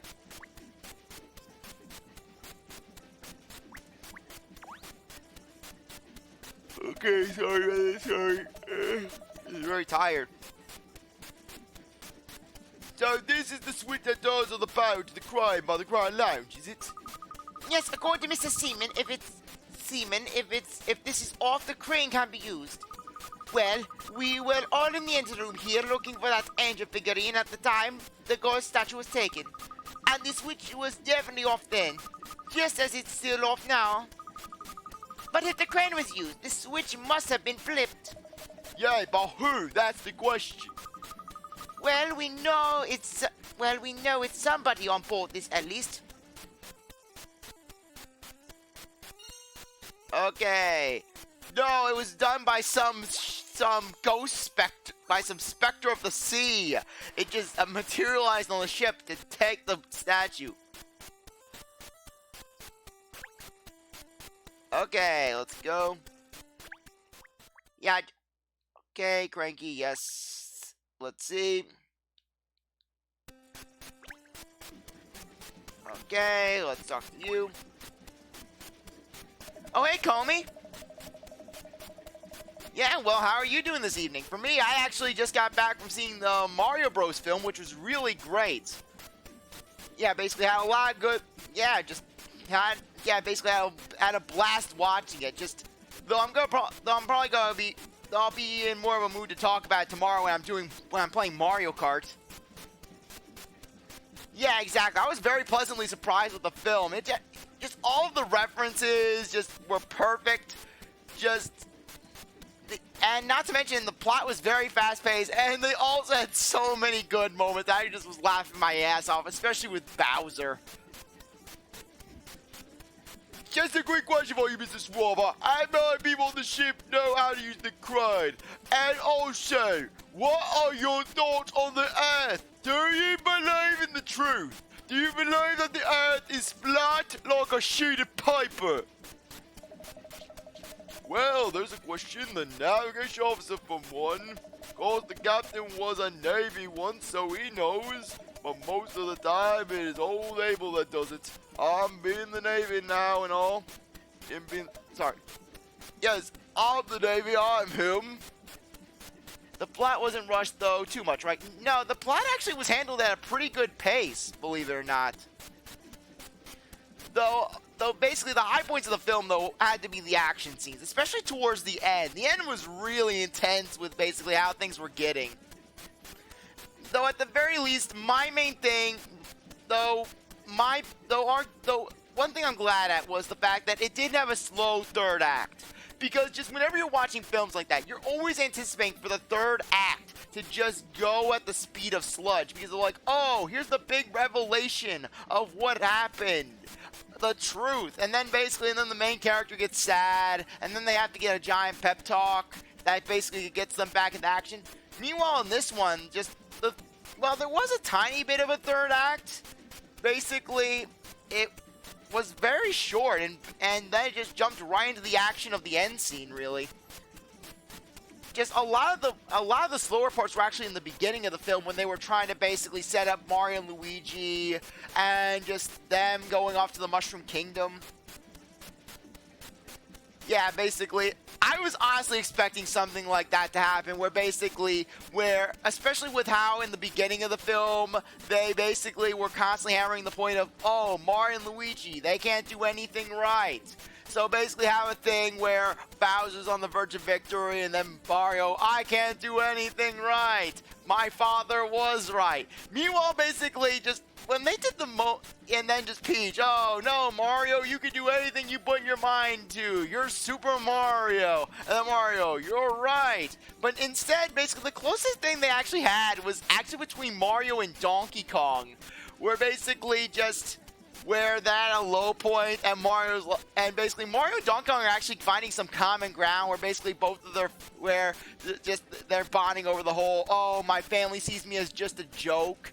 And just Mario, my father sees me as a joke. And then Donkey Kong, well, your father's brilliant!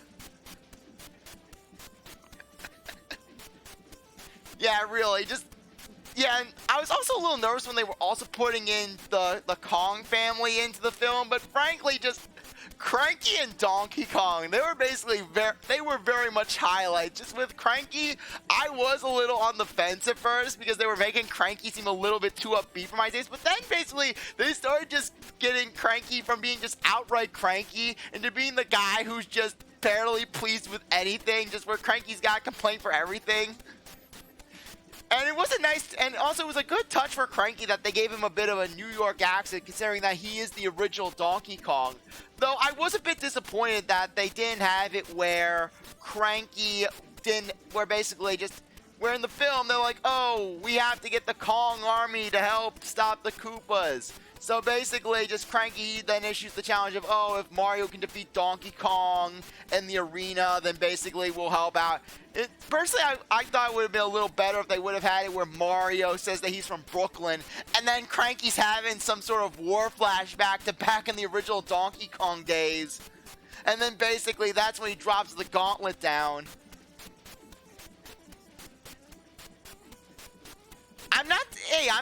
Don't worry, I'm not telling you any real spoilers. Like I said, just that's the most spoiler I'm telling you, basically. But yeah, in that case, I think it would probably be best then. Because, like I said, just... it was a really good film. If you like Mario references, if you like a relatively fast-paced action sort of comedy, then you're gonna like the film. Like I said, just... Bowser also had a lot of good comedic moments, basically. Just...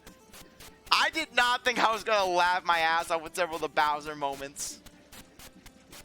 But anyways, let's get back to this. Let's get back to this story with this guy's face. This guy's face, that's me right now. Basically, this captain. Just when I'm playing this game. Yeah, though you missed it last week where we basically did the whole knockoff Batman case.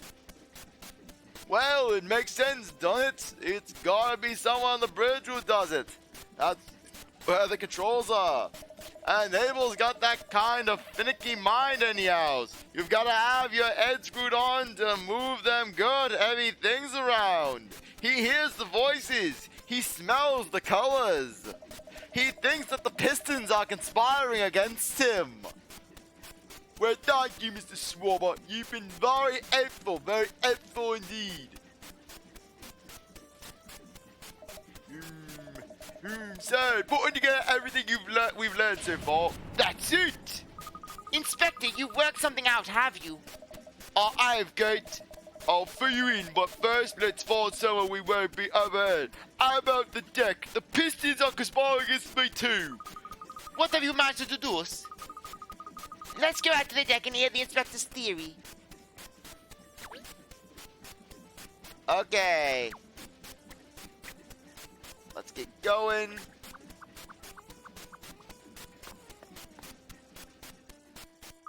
So, Inspector, what is it? I figured it out. I bagged the culprit. Really? Even though Katrielle and I haven't made our deductions yet?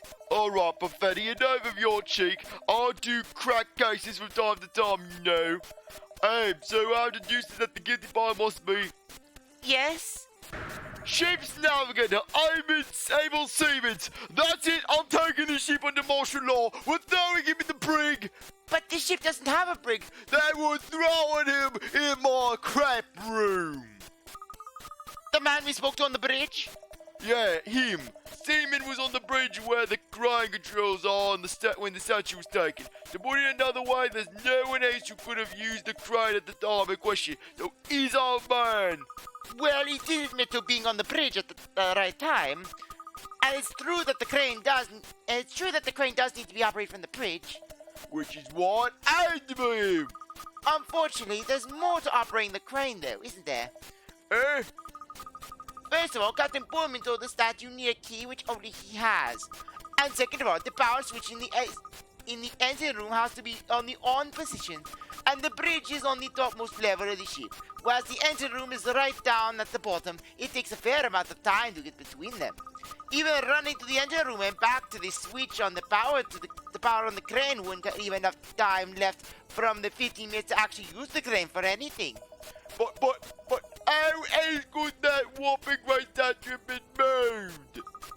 That's the point, isn't it? You have to be on the bridge to operate the crane.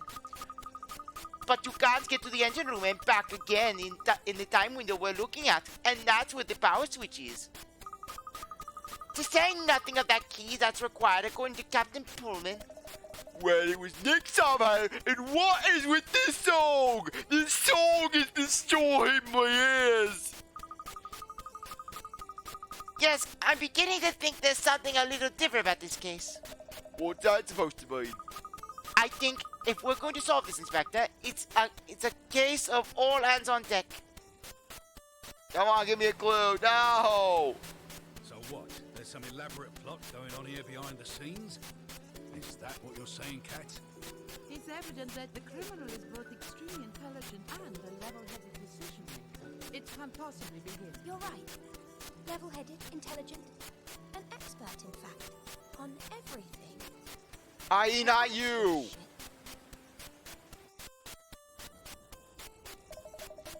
Well, if Super didn't do it, then who did it? And why did we need that cutscene?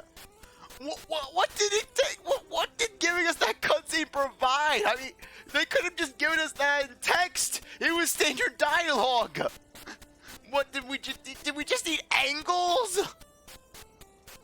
Was there a cutscene quota that they had to fulfill when doing this game? Because really, it's just weird at the time they decided to do the cutscenes. Yeah, now, with several of the other cases in this game, it was like, okay, the cutscenes were needed to provide some sort of motion, but meanwhile, this was just standard dialogue. They did just win a cutscene. So you brought us all out here on deck to tell us that you made an illogical deduction. Oh, watch it, pathetic. After you come up with anything better, I'll throw you overboard. Yes, please do. Get me away from her. I just haven't built up a full profile on the corporate yet. It isn't making sense. Now, you two. No squabbling. I have a cunning plan. Wait until the last second to come up with a plan. Oh? I'm not sure I want to hear it, do I? Oh, yes, you do. My cunning plan is this. We redo the Angel Figurine treasure hunt. What's cunning about that? What are you opting to achieve? Katrielle, this is hardly the time for more games. Sorry, kind of hard transition between voice at times. Yeah, exactly, those eyebrows. Basically, frankly, I wouldn't be surprised if the statue was hanging those eyebrows. Remember, when the theft happened, we were already underway on the cruise, which means that at this very moment, the corporate is still on board. You can't be sure of that. What if the blackguard didn't jump ship and got onto another vessel or something? No, I'm confident that it didn't happen. Immediately after we discovered the statue was missing, I looked all around for other ships just to be sure. I didn't see anything nearby at all, and there was no missing lifeboats either. I see. Alright then, let's assume the culprit's still on board. I think that's very likely. Frankly, I think that's very likely. Yeah, meanwhile, just, If this was an Ace Attorney Investigations game, Lang would just be arresting everyone. Everyone would be arrested by Shilong Lang. Not so fast! You're all going to jail! You're all in the wrong place. You're all here on the ship, and so you're all suspects. You're going to jail. And even if you didn't steal that statue, you're probably guilty of something. However, I don't imagine the culprit expected a police officer and a private detective would be on board. And meanwhile, just Emiliana is just being completely shoved off to the side. Yes, because she dares to have the audacity to practice logic and reasoning. If whoever did this sees that we're already investigating, they might try to destroy some valuable evidence. But if we're seen to be playing the treasure hunt game again, what message does that convey? What message does it convey that you're playing a treasure hunt game while a statue's missing? And that only investigators are allowed in the area? That we're certainly not investigating very thoroughly. Exactly. We're dealing with a particularly cool and collected criminal here. We need to get whoever it is to lower the guard if we're going to catch them out. Right, so we should go and ask Fuller to organize the games again, you think? Yes, let's do that. Katrielle, what you've said does make sense, but still. Are you sure this isn't just your way of trying to get your hands on that big slip? No, and Katrielle, that is her entire reason. Just like in Case 3, when she was obsessed with that durian-flavored popcorn. Who wants durian-flavored popcorn other than Katrielle? Because really, just that sounds gross. That sounds absolutely gross. You hear people throughout the case saying that it's gross. But meanwhile, Katrielle, she just wants to eat it. Frankly, Katrielle, she would be eating from a trash can if it had a partially eaten chicken wing in it. Of course not. I mean, if I happen to win the bidding slip, I'm not saying it wouldn't be nice, but... Aurora, you admit it. I knew that was the real reason. Hello, my friends. How is the investigation progressing? Have you identified the scoundrel who did this? Shall I spit on them? Or shall I spit on you? Pooh, pooh. Mr. Fuller, perfect timing. We have a favor to ask you. Would you be kind enough to organize the treasure hunt game again? The game? But what is the point? The statue is gone. Without the statue, the game is meaningless. Just like when I deal with you people, when I deal with you commoners. Not to worry, sir. It's Miss Layton's cunning plan, you see. So it is a stupid plan then. It's all part of a ruse to find the missing statue. A cunning plan, you say? That's right. I assure you, we will locate the statue, so if you could just get the game started again. Let's see. Okay, stream the murder of Sonic the Hedgehog.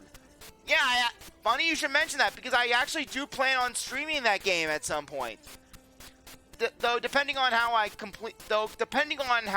quickly I can finish this game up, I'll be streaming that game either right after this one, or I'll be covering it after I do or I'll stream it after basically Tears of the Kingdom, because I want to do Tears of the Kingdom as soon as it comes out, because I am really excited for it. It's coming out in May. In fact, that's actually part of the reason why I'm streaming this game, just because I know that I could potentially get it done. I'll get it done before then, though I don't know exactly how long before then, because just the cases are just weird in terms of the timing. Some of them are really short, some of them are on the longer side. This is actually one of the longer cases, believe it or not.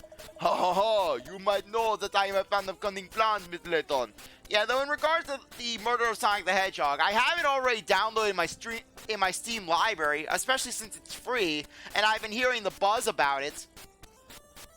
I have looked up some videos, I haven't watched the videos. I basically was looking at the times to basically just get a general approximation for how long the game is. And I do believe that it would definitely be a one-off stream sort of thing with how long the game is. That or 2 streams, depending on just how long it is, how much I decide to lollygag and basically just search everything. Because if it's a murder game, it's probably going to have a search element to it. Unless it's basically like, oh, Sonic has been murdered. You gotta avenge his death. You gotta have Tails take on his Shadow of the Hedgehog arc. Tails has to get the gun. Though, frankly, you would think that or have a Who Murdered Maria game, Shadow of the Hedgehog. Who murdered Maria on the deck of the Ark? The more cunning, the better. I see you have a sense of adventure, as I do. Very well, I will summon the guests and we will play the game again. I will laugh at you as you all fail, because I put only 3 statues on the deck. The 4th one is in my house, but you will never guess that because you are too stupid. Anyways, it will be a shame to waste the entertainment I prepared for you all. Thank you, Mr. Furrow. That's wonderful. So let us waste no time. Come with me towards the next angel's figurine is hidden. Let me see. Yes, I think we will go to my cabin. Your cabin? As you honor this vessel, I have the pleasure of staying in the deluxe first class accommodation. I am not going to stay on your standard crap. Gosh, deluxe and first class, it sounds wizard. Wait. Wizard is an actual phrase that people use. I thought that was just some phrase that Robot Chicken made up to basically have Anakin say. My intention for this angel figurine judgment was to showcase my latest creation to my guests and to boast of how you will never be able to sleep in my nice accommodations. You will see my accommodations and then you will go back to your own rooms and you will say, oh my gosh, this is crap. The first class accommodation is a sight I wish you all to behold. So come. You will see my paintings of naked ladies and photographs of women that I took at the Y. No, not the deck. Come on. First class accommodations. It's a short game, really. Okay, in that case, all the more reason to do it. Watch how it's gonna be revealed. The murderer was Big the Cat. He strangled Sonic he killed Sonic in the lounge, and he strangled him with the fishing line. Basically, Big, where's Froggy? Where's Froggy? I don't know where Froggy is. Where's Froggy? I don't know. Just leave me alone. You don't. Where's Froggy? You're not leaving till I know where Froggy is. And then Sonic's being strangled by the fishing line, like something out of a Godfather film. Oh no, Froggy, he's dead. In the water you go. Here it is, the most exclusive of the couples that the Titanic has to offer. I say it's gigantic, and the view makes where we're sleeping look like a kennel. It's so spacious and so well appointed, first class in every way. That is the unique appeal of the Titanic. The height of luxury, but without a prohibitive price tag. Only £1,000,000. Now, somewhere concealed in this cabin is another angel figurine. Find her. Alright, Angel, time to track you down. But just before I do... Inspector Hastings, Emiliana, a quick word, please. What's up, Cat? I thought this was the plan. It is, but while we're looking for the angel, let's also snoop around in here a while. You what? Shh, not so loud. We don't want Mr. Full over here. We want to find something to blackmail him with, so he can give us all his money. Sorry, alright, I'll catch your drift. That was the idea, was it? Pretend we're just playing the game when we're really hunting for clues. It's a good way to avoid arousing suspicion, I agree. Exactly, the treasure hunt game is the perfect cover for us.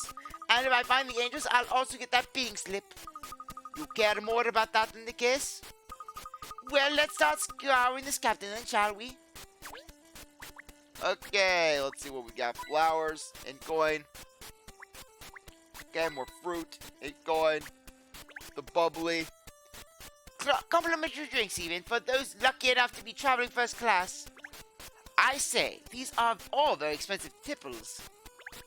I would say no to a drum myself, if only one was being offered, that is.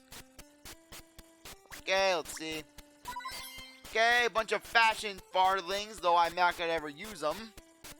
I don't care about the outfits. Okay, ship. Ah, look at this, hey, this is top notch, this mall. Right down to the last detail. Hey, what's this? Have you found something, Inspector? I have a puzzle. Well, please do be careful with the model. It does look very delicate. Okay, let's see what puzzle we've got. Okay, puzzle 104, Island Mystery. Okay, this is a relatively basic puzzle. There is a mysterious carving on the stone monument that sinks into the sea at high tide. It apparently shows the time when the island sinks into the water. What time is it showing? Okay. Basically, it's a matter of symmetry. Okay, the time is 8:30.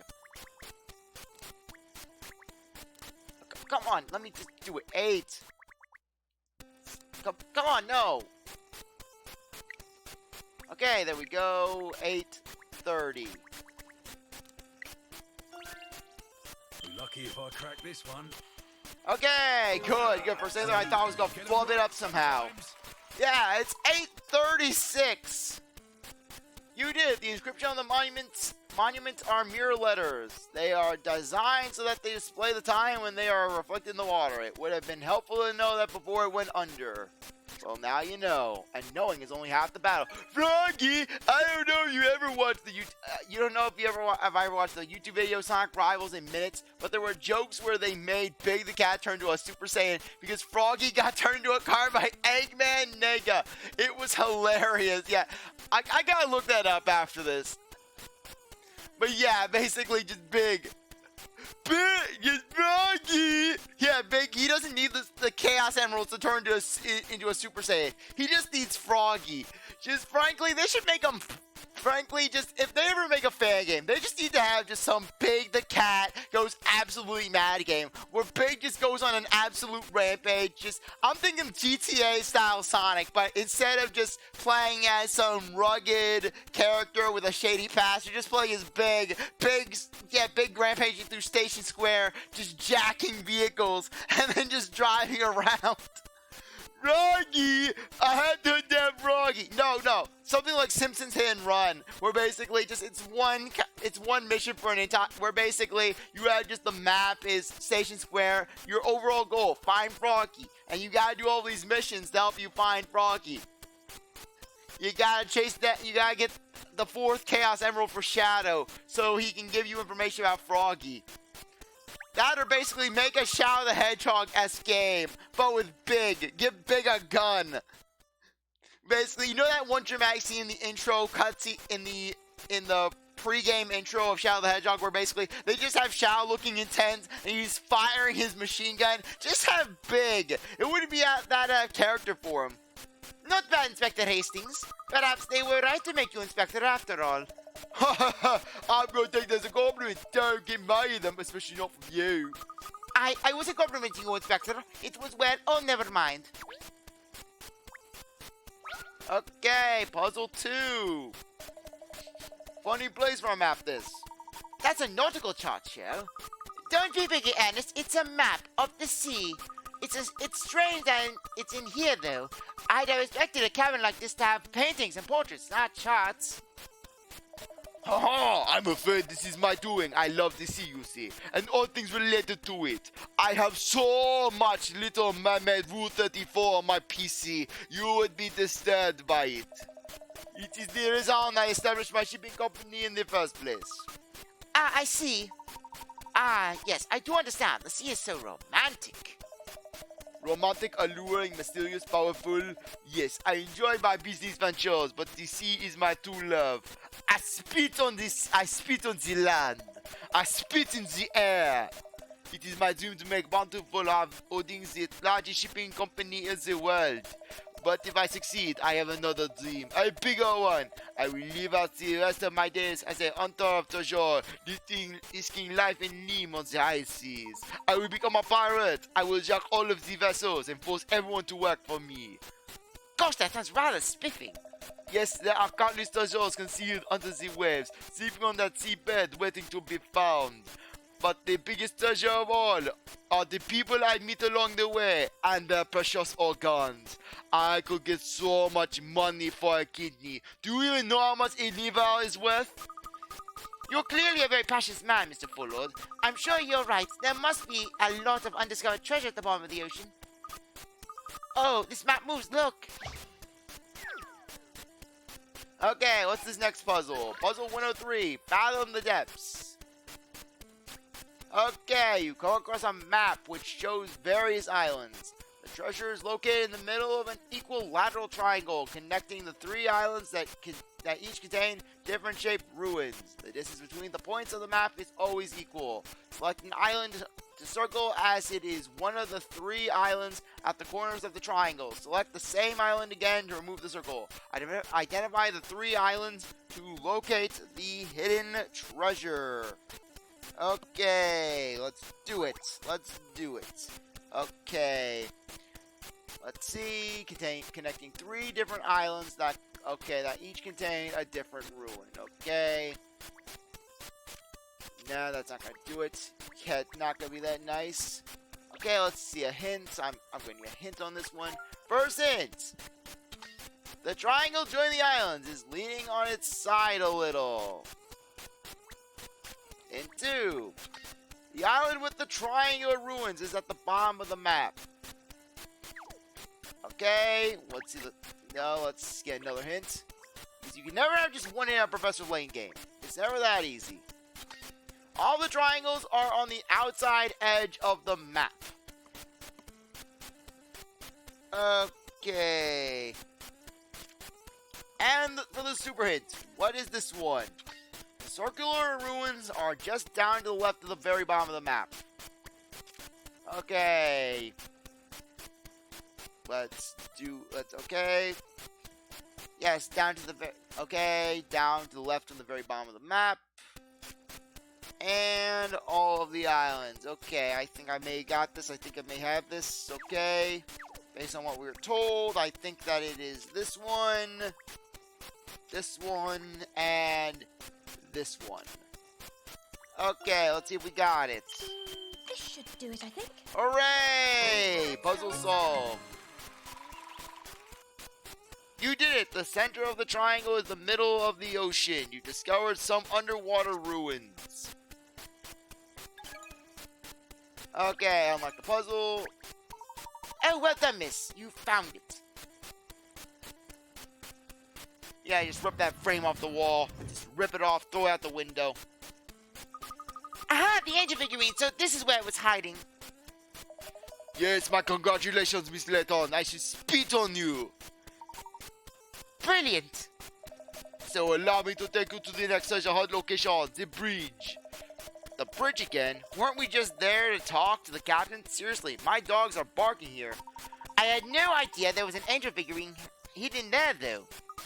Well, let's get back to the bridge and find it. Okay, thank God. Halfway done with this case. Okay, treasure beneath the waves. Okay. Yeah, though, basically, this clue has nothing to do with the final solution. Yeah, that's the thing with this game, where a good chunk of the clues that you find during a case have absolutely nothing to do with the case itself. And yet, Katrielle, she uses those clues to basically guess, to bluff her way to what the real answer is. Hello everyone. What can I do for you? Please don't punish me. Don't throw me in the sea. I have resumed the treasure hunt game by this. Oh, I see. Well, I supposedly Sorry, just ate. need a way to pass the time until we're at the wharf again. I'm going to take quite a bit of time to get. It's going to take quite a bit of time to get back. Well, keep us steady, Captain. We must give our guests a fair chance to find the angel. Though if you see them getting close, don't be afraid to do some sharp turns. Make them roll around a bit. Make me laugh. We can't wait. So, this is the nerve center of the ship, from where the captain steers her through the water. And the third angel figurine is concealed somewhere inside this room. I wish you luck in finding it. I wonder where it's going to be this time. There's bound to be some likely base. Let's go find him. Yippee! In the pipes. There's machinery and instruments all over this place, but just here it seems especially chock-a-block. I smell a rat. Your nose really doesn't work, does it, Sheriff? We're looking for an angel, not a rat. But I think this could be the place. These are more speaking tubes, aren't they? They should be empty to allow the sound of your voice to travel along them. Okay, puzzle 105, double trouble. Okay, yeah, this is a fun one. Control the knight and the princess at the same time so they both reach the exit. Use the directional buttons to move them both one square in that direction. If there's a wall or obstacle in the way, the affected character will not move. And if even one of them falls into a hole, it's game over. Let's see if we can help these two out. Okay. Okay, there we go. Okay, we'll move you here. Okay, move you there. There. Move them up. Okay. Let's check. Okay, no, we're gonna move you there. Move you there. There.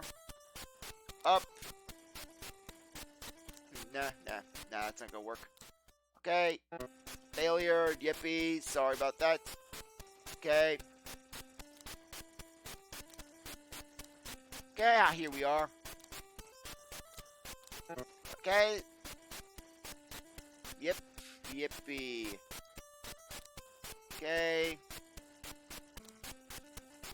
Let me just check. Okay, nah, that's not gonna work. Okay, nah, that if we go down, that's not gonna work. Okay. Up here, no, that's not gonna work either. Okay. Okay, aha, there we go.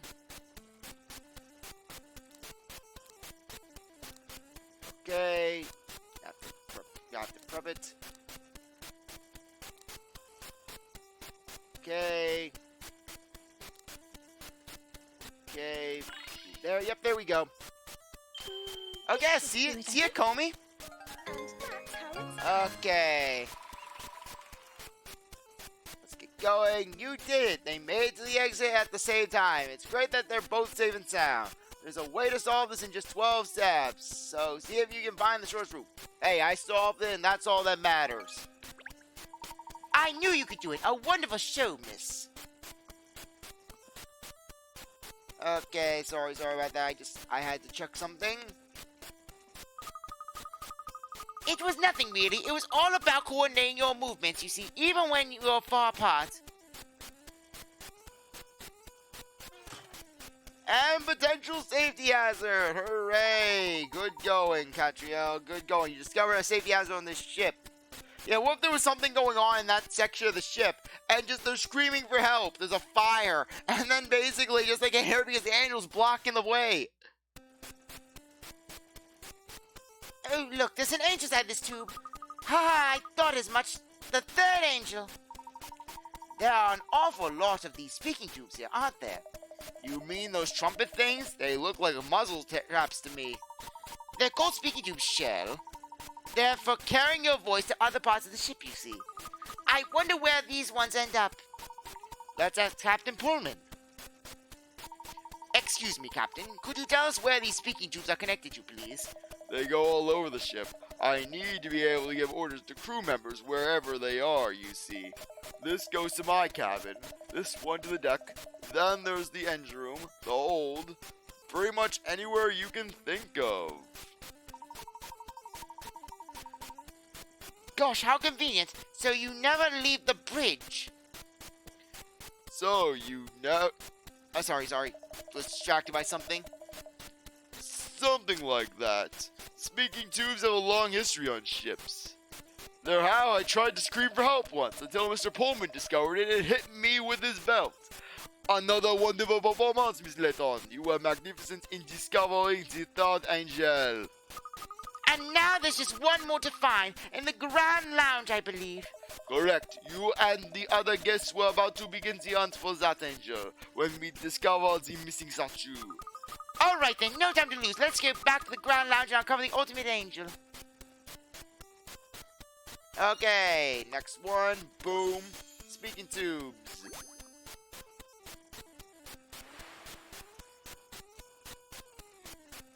Okay, speaking tubes allow the crew members to talk. Yeah, even though we have all the clues that we need, we pretty much have them since the very first clue, really. Okay, let's move. Okay, that's strange. Something's different here. When we came down this corridor before, I'm sure. Yes, the din from the engine is rather more noticeable than it was before, wouldn't you say? What? Sorry, I was just being a wag. But now you mention it, I think you're right. That's just because your ears need to be cleaned out, sure. When was the last time you had a bath? The last time you gave me one. Talking to you about a gay cat? Actually, Ernest was just commenting that the engine noise seems greater than it was before. Since when? Well, it seemed much quieter in the Grand Lounge when the party started. I suppose I first noticed it not long after we started looking for the goddess statue. Probably because we're headed back at full throttle, don't you think? Captain Pullman told us the ship's engine had more to give, if you remember. Yes, but we don't appear to be moving much faster than we were before. That's true, actually. Certainly doesn't seem a lot faster when you look out the window anyways. I wonder what's causing the extra noise then.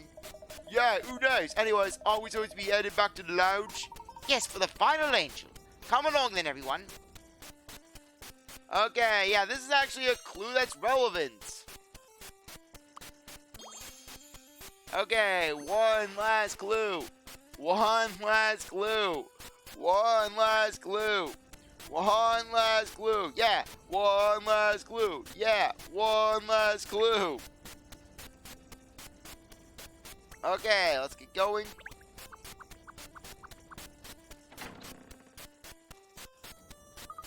Here we are then, the Grand Lounge where the last angel's hiding. All that stands between me and that bidding slip.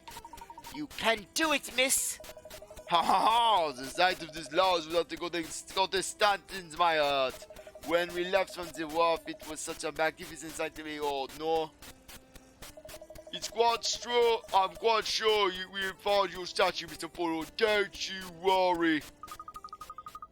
Not if we don't actually look for it, Inspector. Yes, well, where do we look then, Buffetti? Please don't feel disheartened, Mr. Furlord. There's still hope. Yes, and now we come this far. We must complete the exciting angel treasure hunt, That's the spirit. So, if you can find the final angel somewhere in this lounge, I will reward you with a beating sleep for the golden goddess. Not that it is much of a prize at the moment. Okay, sorry, just had to check. Oh dear, that made me feel glum again. Why don't we throw ourselves into the treasure hunt to try to jolly him up, miss? Okay. Yes, let's check out here. I'll have to search this tilted tower of platters in minute detail, I think. Minute detail, sorry. Let's start with this delicious-looking chicken. It smells gorgeous. Pause off the grub.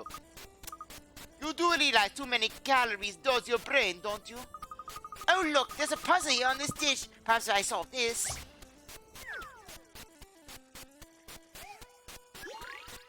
Stone idol.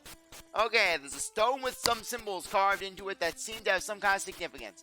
The top part of it is missing and needs to be put back, but the pieces of the stone are all jumbled and it is not clear which one it is. Look at the symbols on the other side of the stone to figure out the missing one.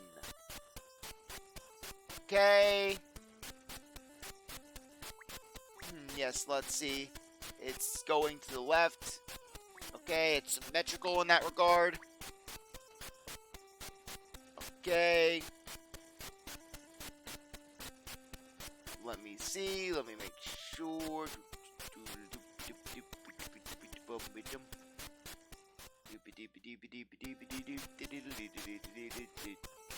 Okay, I want to make sure if it's A.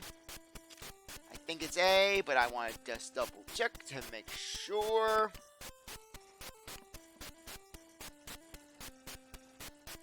Okay.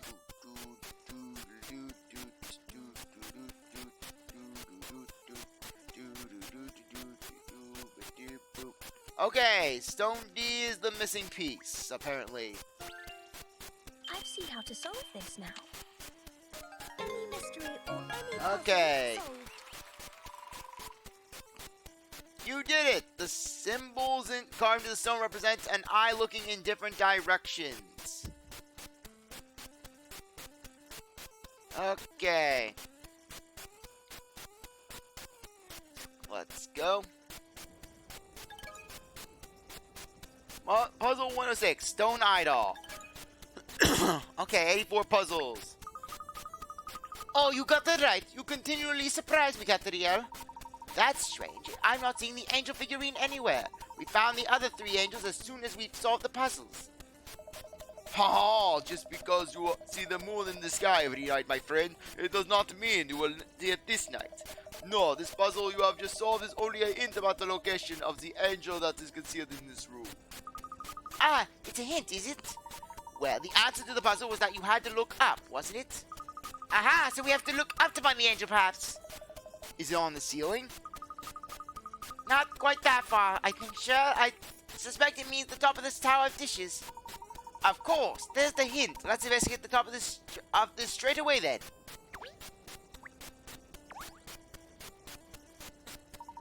That's disappointing. There doesn't seem to be any angel on top of the tower of dishes here. Really? But it must be there. Actually, I remember there was a little round decoration on the top as well, but it seems to be missing now, too. Yes, I remember that decoration as well, actually. The decoration is gone? No. This is it. That's there. I will have to spit on you because you ruined it. Good job. You ruined my party. Gosh, was it a very important decoration, Mr. Fullwood? Yes, well, no. But you see, I can see the final angel figurine inside the decoration of which you speak. Oh, no. So you mean the angel figurine is lost, too? Yes, now not only is my precious golden goddess missing, but the final angel as well. Well, what are we going to do, Miss Layton? Things seem to be going from bad to worse. Let's keep calm, Ernest. The angel hasn't gone missing. It's just changed location, that's all. But I did not tell everyone to move it. Someone must have gone against my wishes. Someone is going to be getting an O to the back of the head. Let me explain, Mr. Fullwood. The final figurine was originally inside the decoration on the top tier of the tower plates originally. The question we face is, where's it now? In fact, it's within sight of all of you, even as we speak. Is it really, Miss Layton? Where is it? Do tell us. Relax, Pinstripe. She can't wait to tell us anyways. Haha, let me put you all out of your misery. The final angel is in the jelly next to the tower. In that enormous multicolored jelly? Surely not. Indeed it is, Ernest. If we examine the jelly, I have little doubt that we will find the final angel figurine. Okay, and sure enough. Come on, let me search out. Sorry, I have an itch. Okay, got the itch. Oh yeah. Yeah. Don't you say when you get an awkward itch? Ugh. Oh yeah, that's good. That's the stuff. Well, Ernest, have you found it? What, you can't even go in the Jello, Katrielle? You're too good to search through the Jello? You have to let your simp psychic do it? Oh yes, I got it. The little round decoration, the angel figurine inside it. However, did end up in there, miss? Somebody must have moved it without my permission. Is that what you're saying, Miss Layton? Actually, no. The truth is, I think the decoration just fell from the top of the tower into the jelly. It fell, but why would that happen? Quite simple, Mr. Forward, because your boat is not level. In fact, the stern appears to be considerably lower than the bow, almost as if we're caught on something. The ship is not level? Are you sure, miss? I can't say that I've noticed. It's not immediately obvious, especially when you've been walking around the ship as we have. But I'm quite sure the round decoration did in fact roll off the top tier of the Tower of Dishes. But the thematic is the very latest model. Everything is in perfect working order, and we are not cruising at an excessive speed.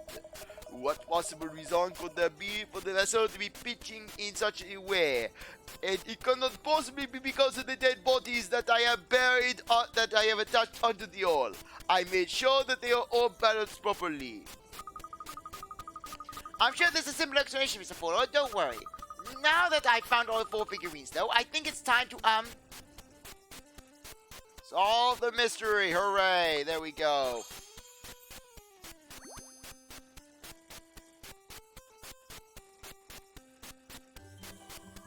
Okay, thank you. Let me finish the case. Yeah, longest case yet. Or one of the longest. I must say, it's a very clever hiding place. No one would ever think to look for the ghost statue there. What, are you saying you know who did it, guys? Of course, Inspector. This mystery is history. I know who did it, and I know how they did it. Well, come on then, spill the beans. Who was it? And where the devil's that statue, eh? I'll explain everything as soon as everyone's gathered. Ernest, could you please? Why do I have to do this every time? Because you are the simp. Oh, right. Yes, miss. At once, miss. Oh, wait a minute, though. There's something I need to discuss first. What are you playing now? You'll know soon enough. I'll reveal all once everything is settled.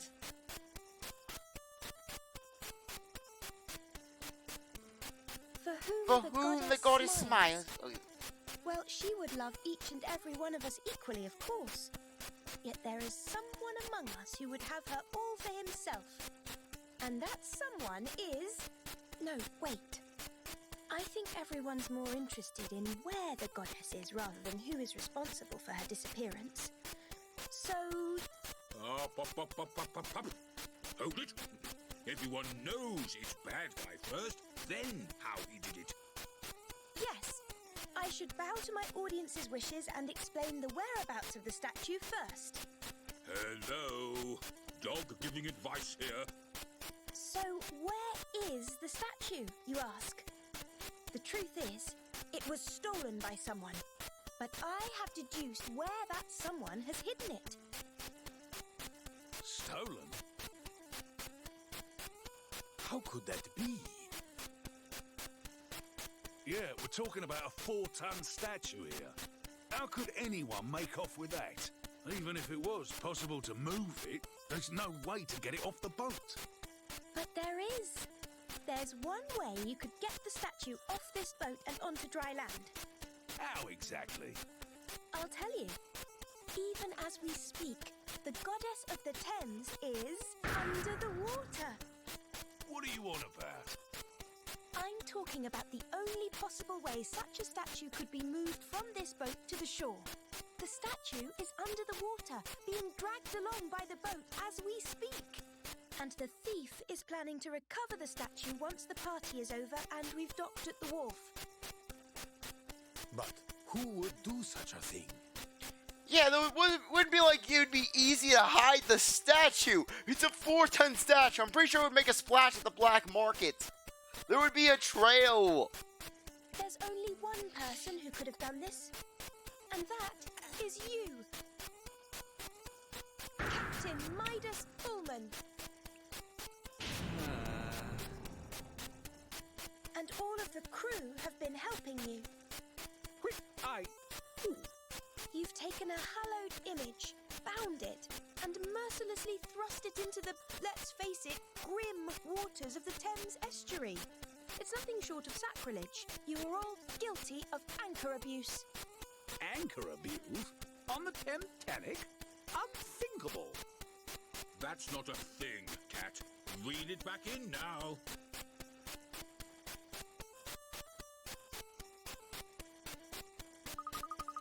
Well, how do you explain how Captain Pullman removed the statue from the lounge and into the sea, Katrielle? We've already established that there was a number of conditions that had to be met in order to use the crane for that purpose. Yes, he needed the help of the crew to make it happen. What are you saying, Cat? Well, the captain told us there was a key required to operate the crane. Obviously, he had that himself, but he had already given that key to the ship's navigator, Ariel Seaman. When the incident took place, Seaman told us he was on the bridge. That's right. And from the bridge, he asked the ship's engineer, Clint Swabber, to turn on the power to the crane in the engine room.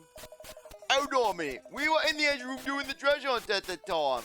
I never heard anyone using the speaking tube. No, you didn't, because you weren't supposed to. Eh? Just think back, Inspector. When we burst into the engine room, Captain Pullman gave us a long and detailed account of the ship's engine, didn't he? Yes, he was very passionate about the latest technology the ship employs, so that was a deliberate distraction, you think? I do, and while we were busy listening, Mr. Seaman gave the instruction to Mr. Swabber to flick the power switch. And if it hadn't happened that way, there wouldn't have been enough time for Mr. Seaman to do the deed. As soon as the crane's power was switched on, he hoisted the statue out of the lounge and over the side of the ship. Once he had finished, he let Mr. Swabber know using the speaker tube again, and Mr. Swabber returned the power switch to the off position. And of course, it wasn't just those three involved. Every member of this crew helped to carry out this amazing heist. So they're all guilty then. The lot of them. It was an impressive piece of teamwork, I'll give them that. Yes, facilitated by the main speaking tubes running all over the ship, so everyone involved could relay important messages to each other. The covers on the speaking tubes between the engine room and the bridge are usually left open so that they're in constant communication.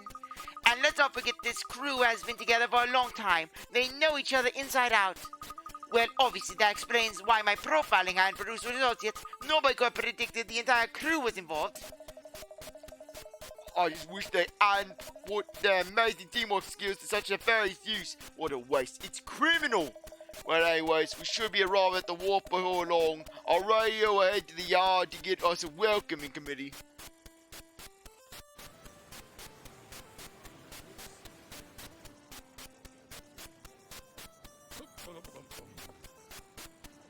It's all over. The case is closed. The ship's captain tried to steal the statue and the whole crew were in on it, but they didn't get away with it. It's under the vessel, boys. Fetch it out. Sir! Under the vessel! Let's go.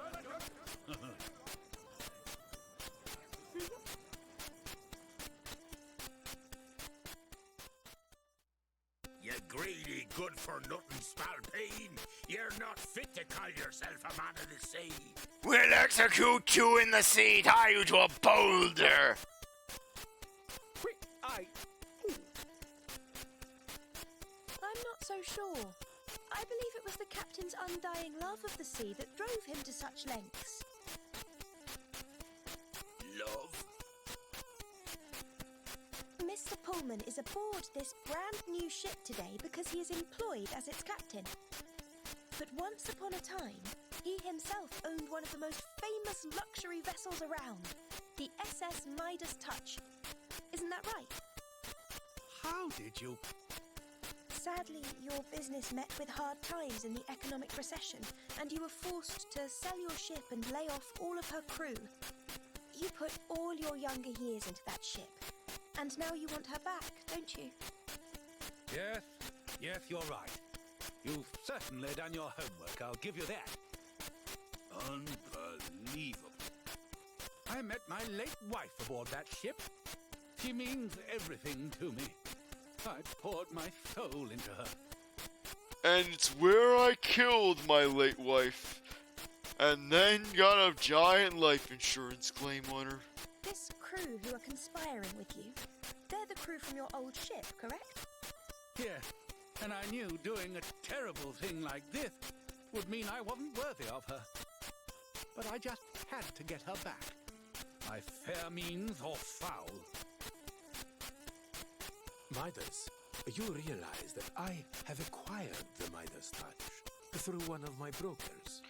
And now I shall burn it. It shall be turned into firewood. What? Really? You own her, Mr. Fullhold? I do. But I don't understand. I didn't think you were interested in older vessels. No, those crusty old ships make no money. But the Midas touch is different. She is in a class of her own. If you want a pinnacle of luxury, there is no greater boat on the water. I have decided to run 2 cruise services from now on. These more affordable ones, and a Pullman service. Really?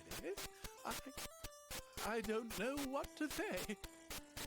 Once you have made amends for this little transgression, I was thinking of making you captain of the Midas touch. She will be fully refurbished, of course. What do you say? Do you mean that? Yes. No one knows how to get the best from her, like you. There's nothing I'd rather do. Well, Captain Pullman, that's all worked out rather swimmingly, hasn't it? Thanks to you, Miss Layton. The business plan you produced for the Midas touch was very impressive. You old dog cat. You arranged all this. Brilliant, Miss Layton. You solved the mystery and put everything right at the same time. Oh, well, it's what I do.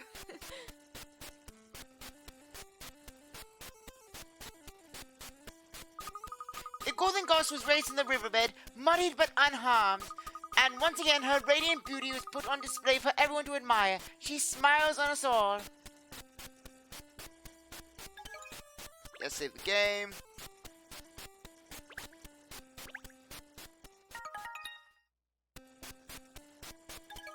Okay, to bid or not to bid. Passers-by. New level for Hound to the Pound. Case 9 has been added. Let's go. Basically, one of the most needless cases in the game.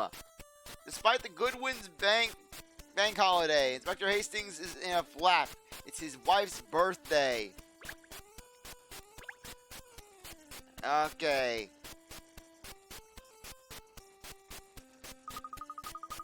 Yeah, that's right. This case, birthday present. You gotta give him a birthday present. We've gone from saving basically stopping an international crisis by figuring out what happened to a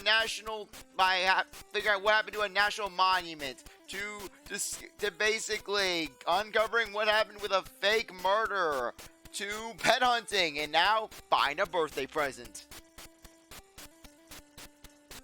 Well, now I finished my book, I think it's time for a nice cup of tea. Oh, but I just had some tea not long ago, didn't I? In that case, perhaps a siesta. Just a little idea, instead of being bone idle, how about sorting out that dog's breakfast of a desk? Or doing your case, Earl? Oh, no, sure. I'm afraid I couldn't possibly. Not today. You couldn't possibly. Because you couldn't possibly be bothered, you mean? No, sure. That's not it. Miss Layton has a very good reason for not tidying up. Really? Come on then, Pinstripe, play on me. Because it's Goodwin's Day. Goodwin's Day? Yes, it's one of the annual bank holidays we enjoy in London. Oh yes, that is a very good reason, of course. Goodwin's Day has a very ancient story behind it, you know. Many, many years ago, right here in the capital, St. Goodwin appeared to the king of the land. Your Majesty, your subjects are exhausted because they are working too hard. Do you not see them suffering? The king looked around the land and saw that the saint was right. Feeling ashamed that he failed to notice his subject's suffering, the king made the day a holiday from that year forward, and he named it for the saint. Obviously, nobody knows if that's really what happened, but anyways, today is a bank holiday, and no one is allowed to work. If you work, you get punished. You will suffer if you decide to do any business. That's right. As a lender, it would be an terrible false part to do any work at all today. These traditions are very important, you know. Yeah, so screw public services. You get a heart attack, you're not allowed to go in the ambulance. You die on the floor. You die. Yeah, frankly, just the death toll. No one's allowed to work today. A place lights on fire. Just the firefighters are not allowed to work. A bank robbery happens. Or a murder occurs. The police are not allowed to investigate.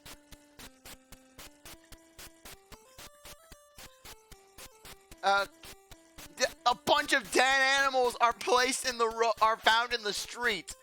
No one's allowed to pick them up. Rabid dogs are running through the street chasing people. A rabid dog is chasing people down the streets. Animal control is not coming. You're such a modern, forward-thinking woman, yet you still hold the old customs, dear. You're an impressions, miss. You're an inspiration, miss. You mean she's a procrastinator? Anyways, Pinstripe, if this is a holiday, what are you doing in this office? It's my passion to simp for her. Oh, I just came to see Miss Layton. I'm not working, don't worry. Though simping is my job, I am not... Oh, who am I kidding? I can't resist the urge to simp. It is my life and my job. Now then, Miss Layton, would you like another cup of tea? Yeah, not working at all. It's my life's work. This isn't work, Cher. Looking after Miss Layton isn't a chore. It's my raison d'etre. How can I make jokes, Ernest, when you're making them for me? Well, seeing as I don't pay you a salary, you're right. Being here isn't work for you. Then what are you doing, Ernest? Because it is revealed that Ernest lives independently. So basically, and Ernest has gone to college, and Ernest basically is a college student at the very least. So basically, yeah. So then how is he affording resources like food and liquids and electricity? You don't pay him? Well, he said he didn't mind. He said he'd be my assistant anyway. Why, Ernest? Why is that with Ernest? You just get these on and off. Basically, you get these moments where he's not simping. He's actually he's basically trying to be a level-headed character. But then you just go in these full bursts of just simping. Boom, simping, boom, simping, boom. Absolutely, I don't mind at all. This is a simply spiffing job. Did you just lie down in the road and let her drive over you? Is that where the pinstripes come from? Oh, we have a visitor. I wonder who could be on Goodwin Day. Oh, you there, cat. Thank goodness I found you. I was ready throwing the tire of your office was shut as well. Oh, yeah, Inspector, you seem very flustered. If that is it a case? Something grisly, perhaps? Grizzly doesn't come close. In all my years being a detective, I've never come across a situation that's stickier than this one. Gory, whatever happened, Inspector? It sounds like we need to brace ourselves. All right, Inspector, fill us in. Yes, well, it's so delicate, you see. I don't like to think about it, to be honest. The thing is, it's the Bellhop's birthday today. Sorry? Yes, well, what does that have to do with the case, Inspector? It only happens once a year, see, and where the whip not I forgot. I haven't got a present or cake or anything. I wouldn't be surprised if she gave me the evil, unless I'll do something to fix this. So I need you, Kate. I need those little grey cells of yours to get me out of this mess. Inspector! The Battle of Hastings. Okay, 4 cases left. We're so close. We're so close I can taste it. 66% of this game is done. I was anticipating a case of the likes of which I've never seen before, and you gave me a marriage rescue operation. You know a case is bad when Katrielle was basically bringing up the flaws. Not your cup of tea? Would it be yours, Cher? Talking about being used as a dog's body? Quite right, miss. Nobody likes to be used as a dog's body, do they? Now, how did this happen, Inspector? How did you manage to forget such an important day? I've got no one to blame but myself. I've just been so busy these past months, it always slipped my mind. I marked it on the calendar and everything, precisely so I wouldn't end up in this situation. But where is your calendar? In my store at home, and I've got one in the office at the yard as well. I see. Well, it's no wonder you didn't notice then. Oh? Oh, why do you think that, miss? Elementary, dear Ernest. Inspector just told us he's been extremely busy, which means he wouldn't have no time to be sitting in his state at home and probably precious little time in his office as well. He's been out and about. Ah, of course. He hasn't even had time to look at his calendar to notice the reminder. Exactly. I haven't been getting back home until the small hours recently, which is another reason I was thinking I better make an effort this year for her birthday. Well, it's not too late, is it? The day isn't over yet. That's what I thought, sunshine, so I've been all over the sea looking for something for her. Well, it's Goodwin's Day, isn't it? Every shop I look at is closed. I can't buy a present, and I can't get a cake. Even the bakers in the lark are shut today. In that case, why don't you just spend time with your wife? Just take her on a picnic. I can't get a table at a restaurant either. In fact, this place is about the only establishment I've come across that's open. Okay, in that case, why don't you go down to the break room at the precinct, get a picnic basket or something, and then go to town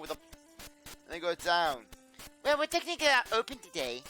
I've gone to this evening up with something. I'm telling you, I've never seen my little lemon so livid. Gosh, that doesn't leave much time, does it? No, it doesn't. I've been out all day looking for a present, you see, and now here I am, no better off. You go help me out, Kate. Help me phone a present for her, please. Yes, I see your predicament, but it's a bank holiday, you know, Inspector. Please, Kate. Working on Goodwin's Day, it's not what a gentlewoman does. What the heck? This guy is desperate. You won't even help your friend out. And it's like, it's the bank day. What? You're going around asking questions on the bank day? You act like it's the Sabbath. I think we should try to help, miss. After all, there's nothing sadder than a birthday forgotten by someone you love. Oh, like she remembers your birthday, but then again, Katrielle doesn't love you. What do you think, Shell? Leave me out of this. Well, I suppose seeing as it's you, Inspector, I can make a special exception. Thank you, you're a lifesaver, Cat. It's not exactly detective work, is it? It is if I want it to be. Any mystery solved is my motto, as you know. The only mystery is how he got you to agree to help.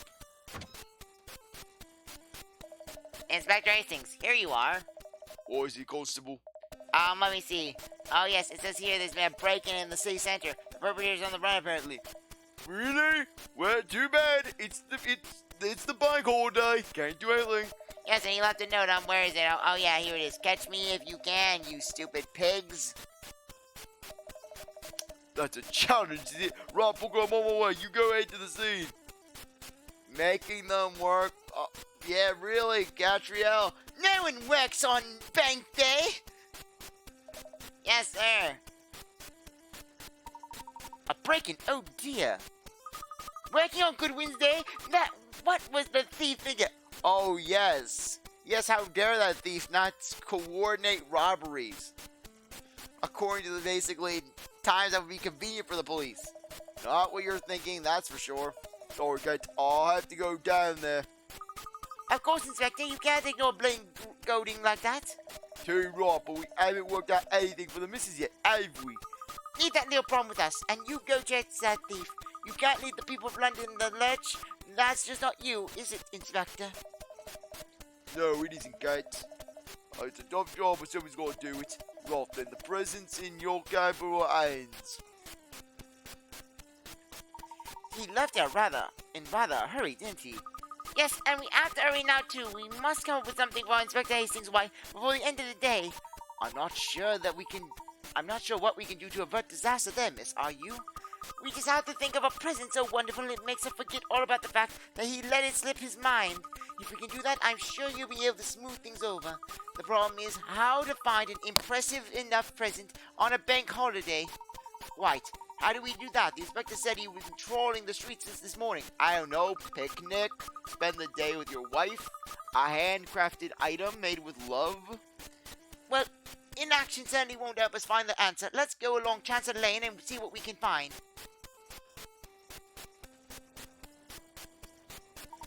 Ah, you must be the detective, I presume. Oh, yes, that's right. Can I help you? We have spoken before. I think it's Katrielle, isn't it? And this must be Ernest with you. And Shirley or something, isn't it? Who are you? Oh, sorry, I'm Felicity. Felicity Hayes. Sorry, no, that voice isn't gonna work this time around. Oh, sorry, I'm Felicity. Felicity Hastings. Felicity? Hastings? You mean you're Inspector Hastings' wife? Yes, that's right. He always tells me how much you've been helping him. Oh, well, yes. We worked a number of cases for him now. We're working on one right now, aren't we? Haha, well, sorry. I mean, my husband has nothing but good things to say about you, I assure you. He thinks you are a very talented detective, you know. Oh, well, I don't know if I'd say London's best, but... I don't know if anyone would. She certainly didn't. Apparently, you have a unique personality and a knack for solving difficult cases. A unique personality? That means you're barking. Oh, yes, and I hear you're a genius when it comes to puzzles. This is a good one that I know. Why don't you give it a try? Puzzle 109, birthday brain teaser. Today is this preschooler's birthday. There were some number-shaped candles for the cake to show her age, but they've dropped on the floor and now they're in pieces. If you arrange 3 of them together, they should make the right number. Press and hold the A button to pick up the piece of the candle and move them from the box to make the right number.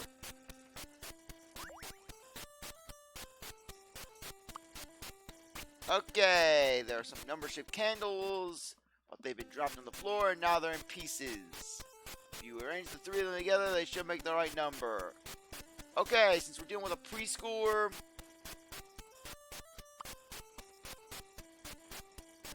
Okay. No, that's not gonna do it.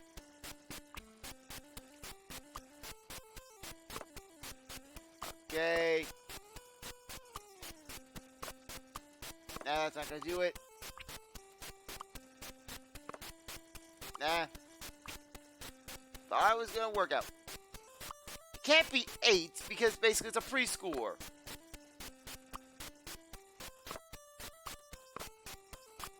Okay.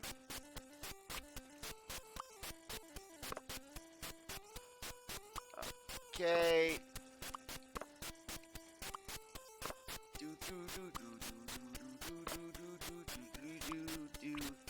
Okay.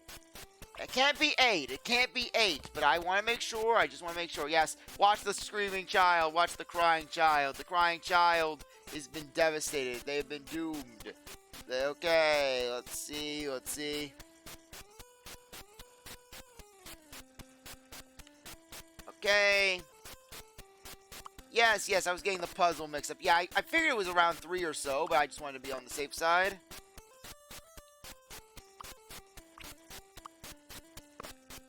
Okay, there we go. This is an interesting one. Puzzles are made for solving.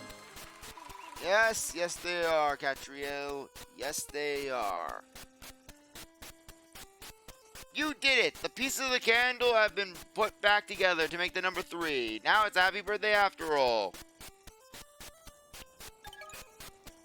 Okay, birthday brain teaser. Well, I can see why my husband calls on your services so frequently. Ah, if only all problems were so easily solved. Oh dear, do you have something on your mind, Mr. Hastings? As a matter of fact, I do. I'm rather down in the dumps today. London can be a very gloomy place when you're not feeling your best. I'm sorry to hear that you're not happy. Felicity, I hope that changes for you soon. Aren't you sweet, Katrielle? I don't suppose I could bend your ear, could I? Of course you could. I'd be glad to hear your troubles. It's just that my husband's job is demanding, you see. I know it's a wonderful thing that he does, and I do support him, but just once in a while, it would be nice if he thought about me a little. As stated before, spend time with your wife. Good gift there.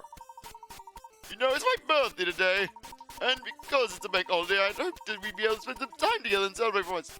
She just says exactly what she wants, yet we apparently have to do a six clue case to figure this out. Yes, of course. Birthdays are very important, I think.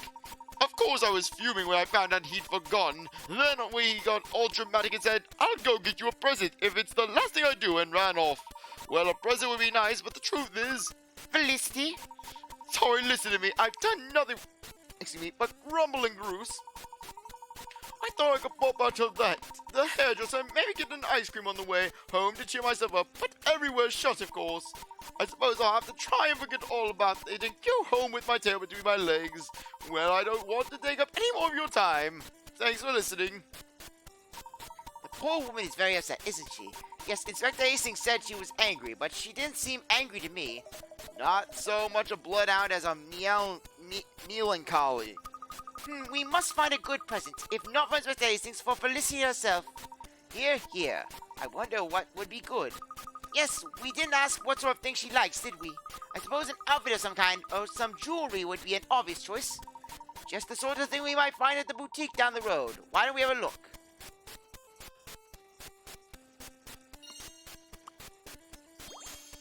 Special day.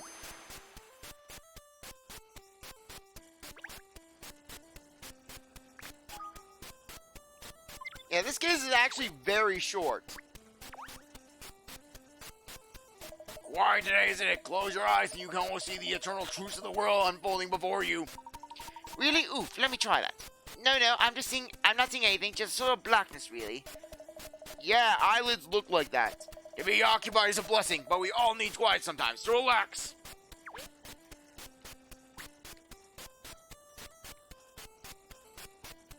Okay. Going. Okay. Let's get going.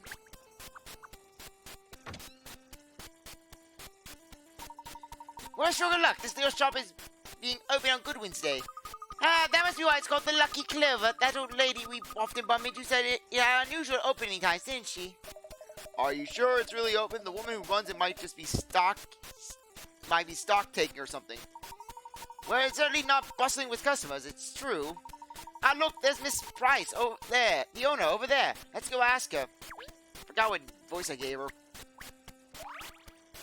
Okay, fancy fan. A fancy fan for fancy people and hidden puzzle. Oh, look at this jacket. Don't pretend you're thinking of that for Felicity. I know it's for you. Those underhound tactics won't work on me. I don't think that's what Miss Layton meant, Cheryl. There's a puzzle attached to it, you see.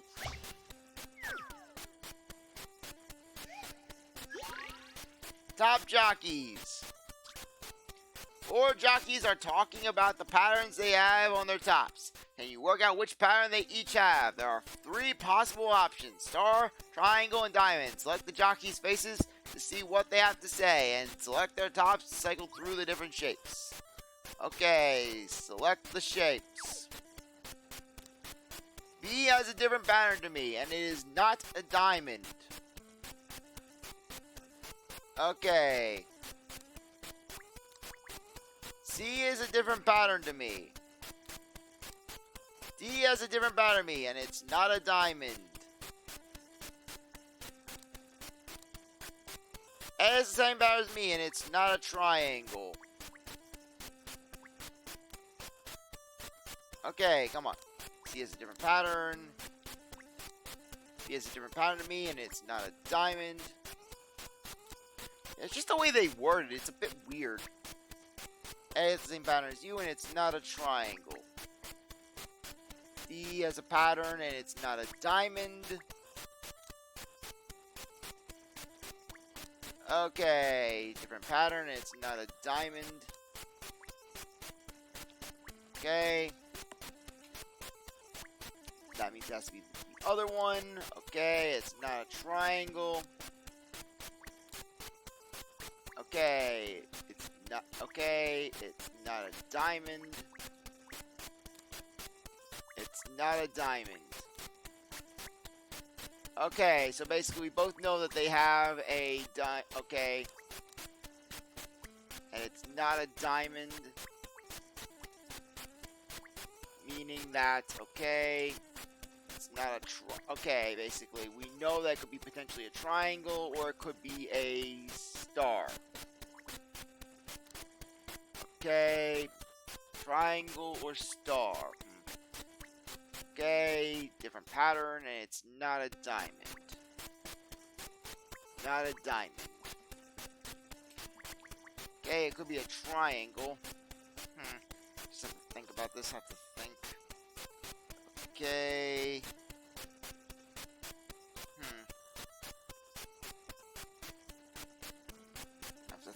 Have to think. Okay.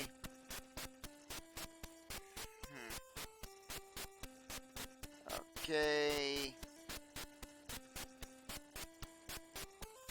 Okay, let's see. Okay, it's not a diamond. Okay, it's not a diamond. It's D, it's not a diamond. Okay, we know that basically C is different. This guy is not wearing a diamond.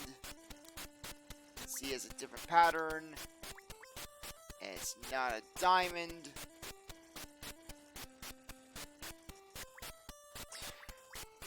Okay, star, triangle, diamond, and star. Let's see if that is it. This puzzle's got some bite. I ain't nothing but a hound dog. Okay. 3200. You did. A and B both are stars, B has a triangle, and C has a diamond. Now decide on a color scheme. I've enjoyed that almost as much as I enjoyed shopping.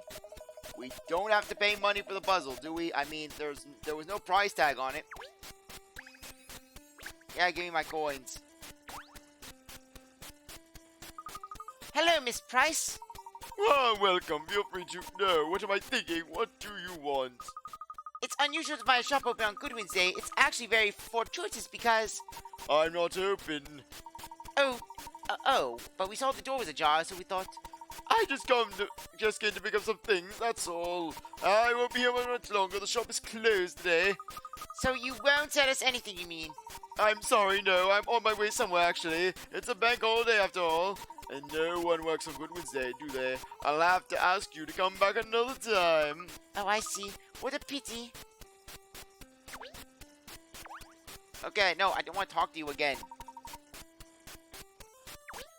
Fine, if you don't want my money.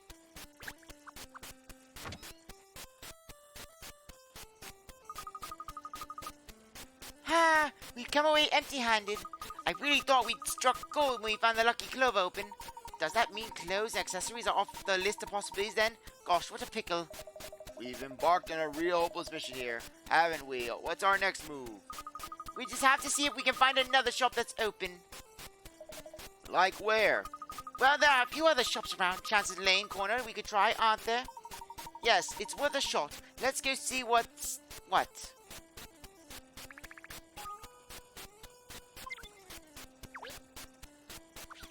Okay, any puzzles? Okay, with how it is, I'm just going to do a search around this area. If there's a puzzle, then great. If not, then basically one thing's off. Okay, coin. No holiday for Big Ben, is there? The grand old clock keeps ticking away, day in and day out. Big Ben also gets a bank holiday, and then Katrielle just takes all the hands off Big Ben. Of course, Big Ben is the name of the huge bell, not the tower, but if you don't know that by now... Does it look like it's leaning to you just a bit? Why does that make me want a pizza? This is the hairdressers, isn't it? Do you think they'd give me a shampoo? Perhaps it's time I paid them a visit. My hair's getting awfully flat just underneath my hat. Gosh, they have some very interesting styles pictured in the window, don't they? Okay. Only a coin. Okay, nothing here. So with that, I actually think it would be a good time to end things off. Anyways, I really appreciate that you came by to watch the stream. It was great having you, and I hope to see you next time. If you enjoyed the stream, consider following if you haven't already. And with that, I'll see you next time. And if you're watching this on YouTube, I really appreciate that you stuck around to watch this episode. You're a great viewer, and I hope you come back for the next one. If you like this video, like, subscribe, comment, share, do whatever you want. With that, I'll see you next time. Bye.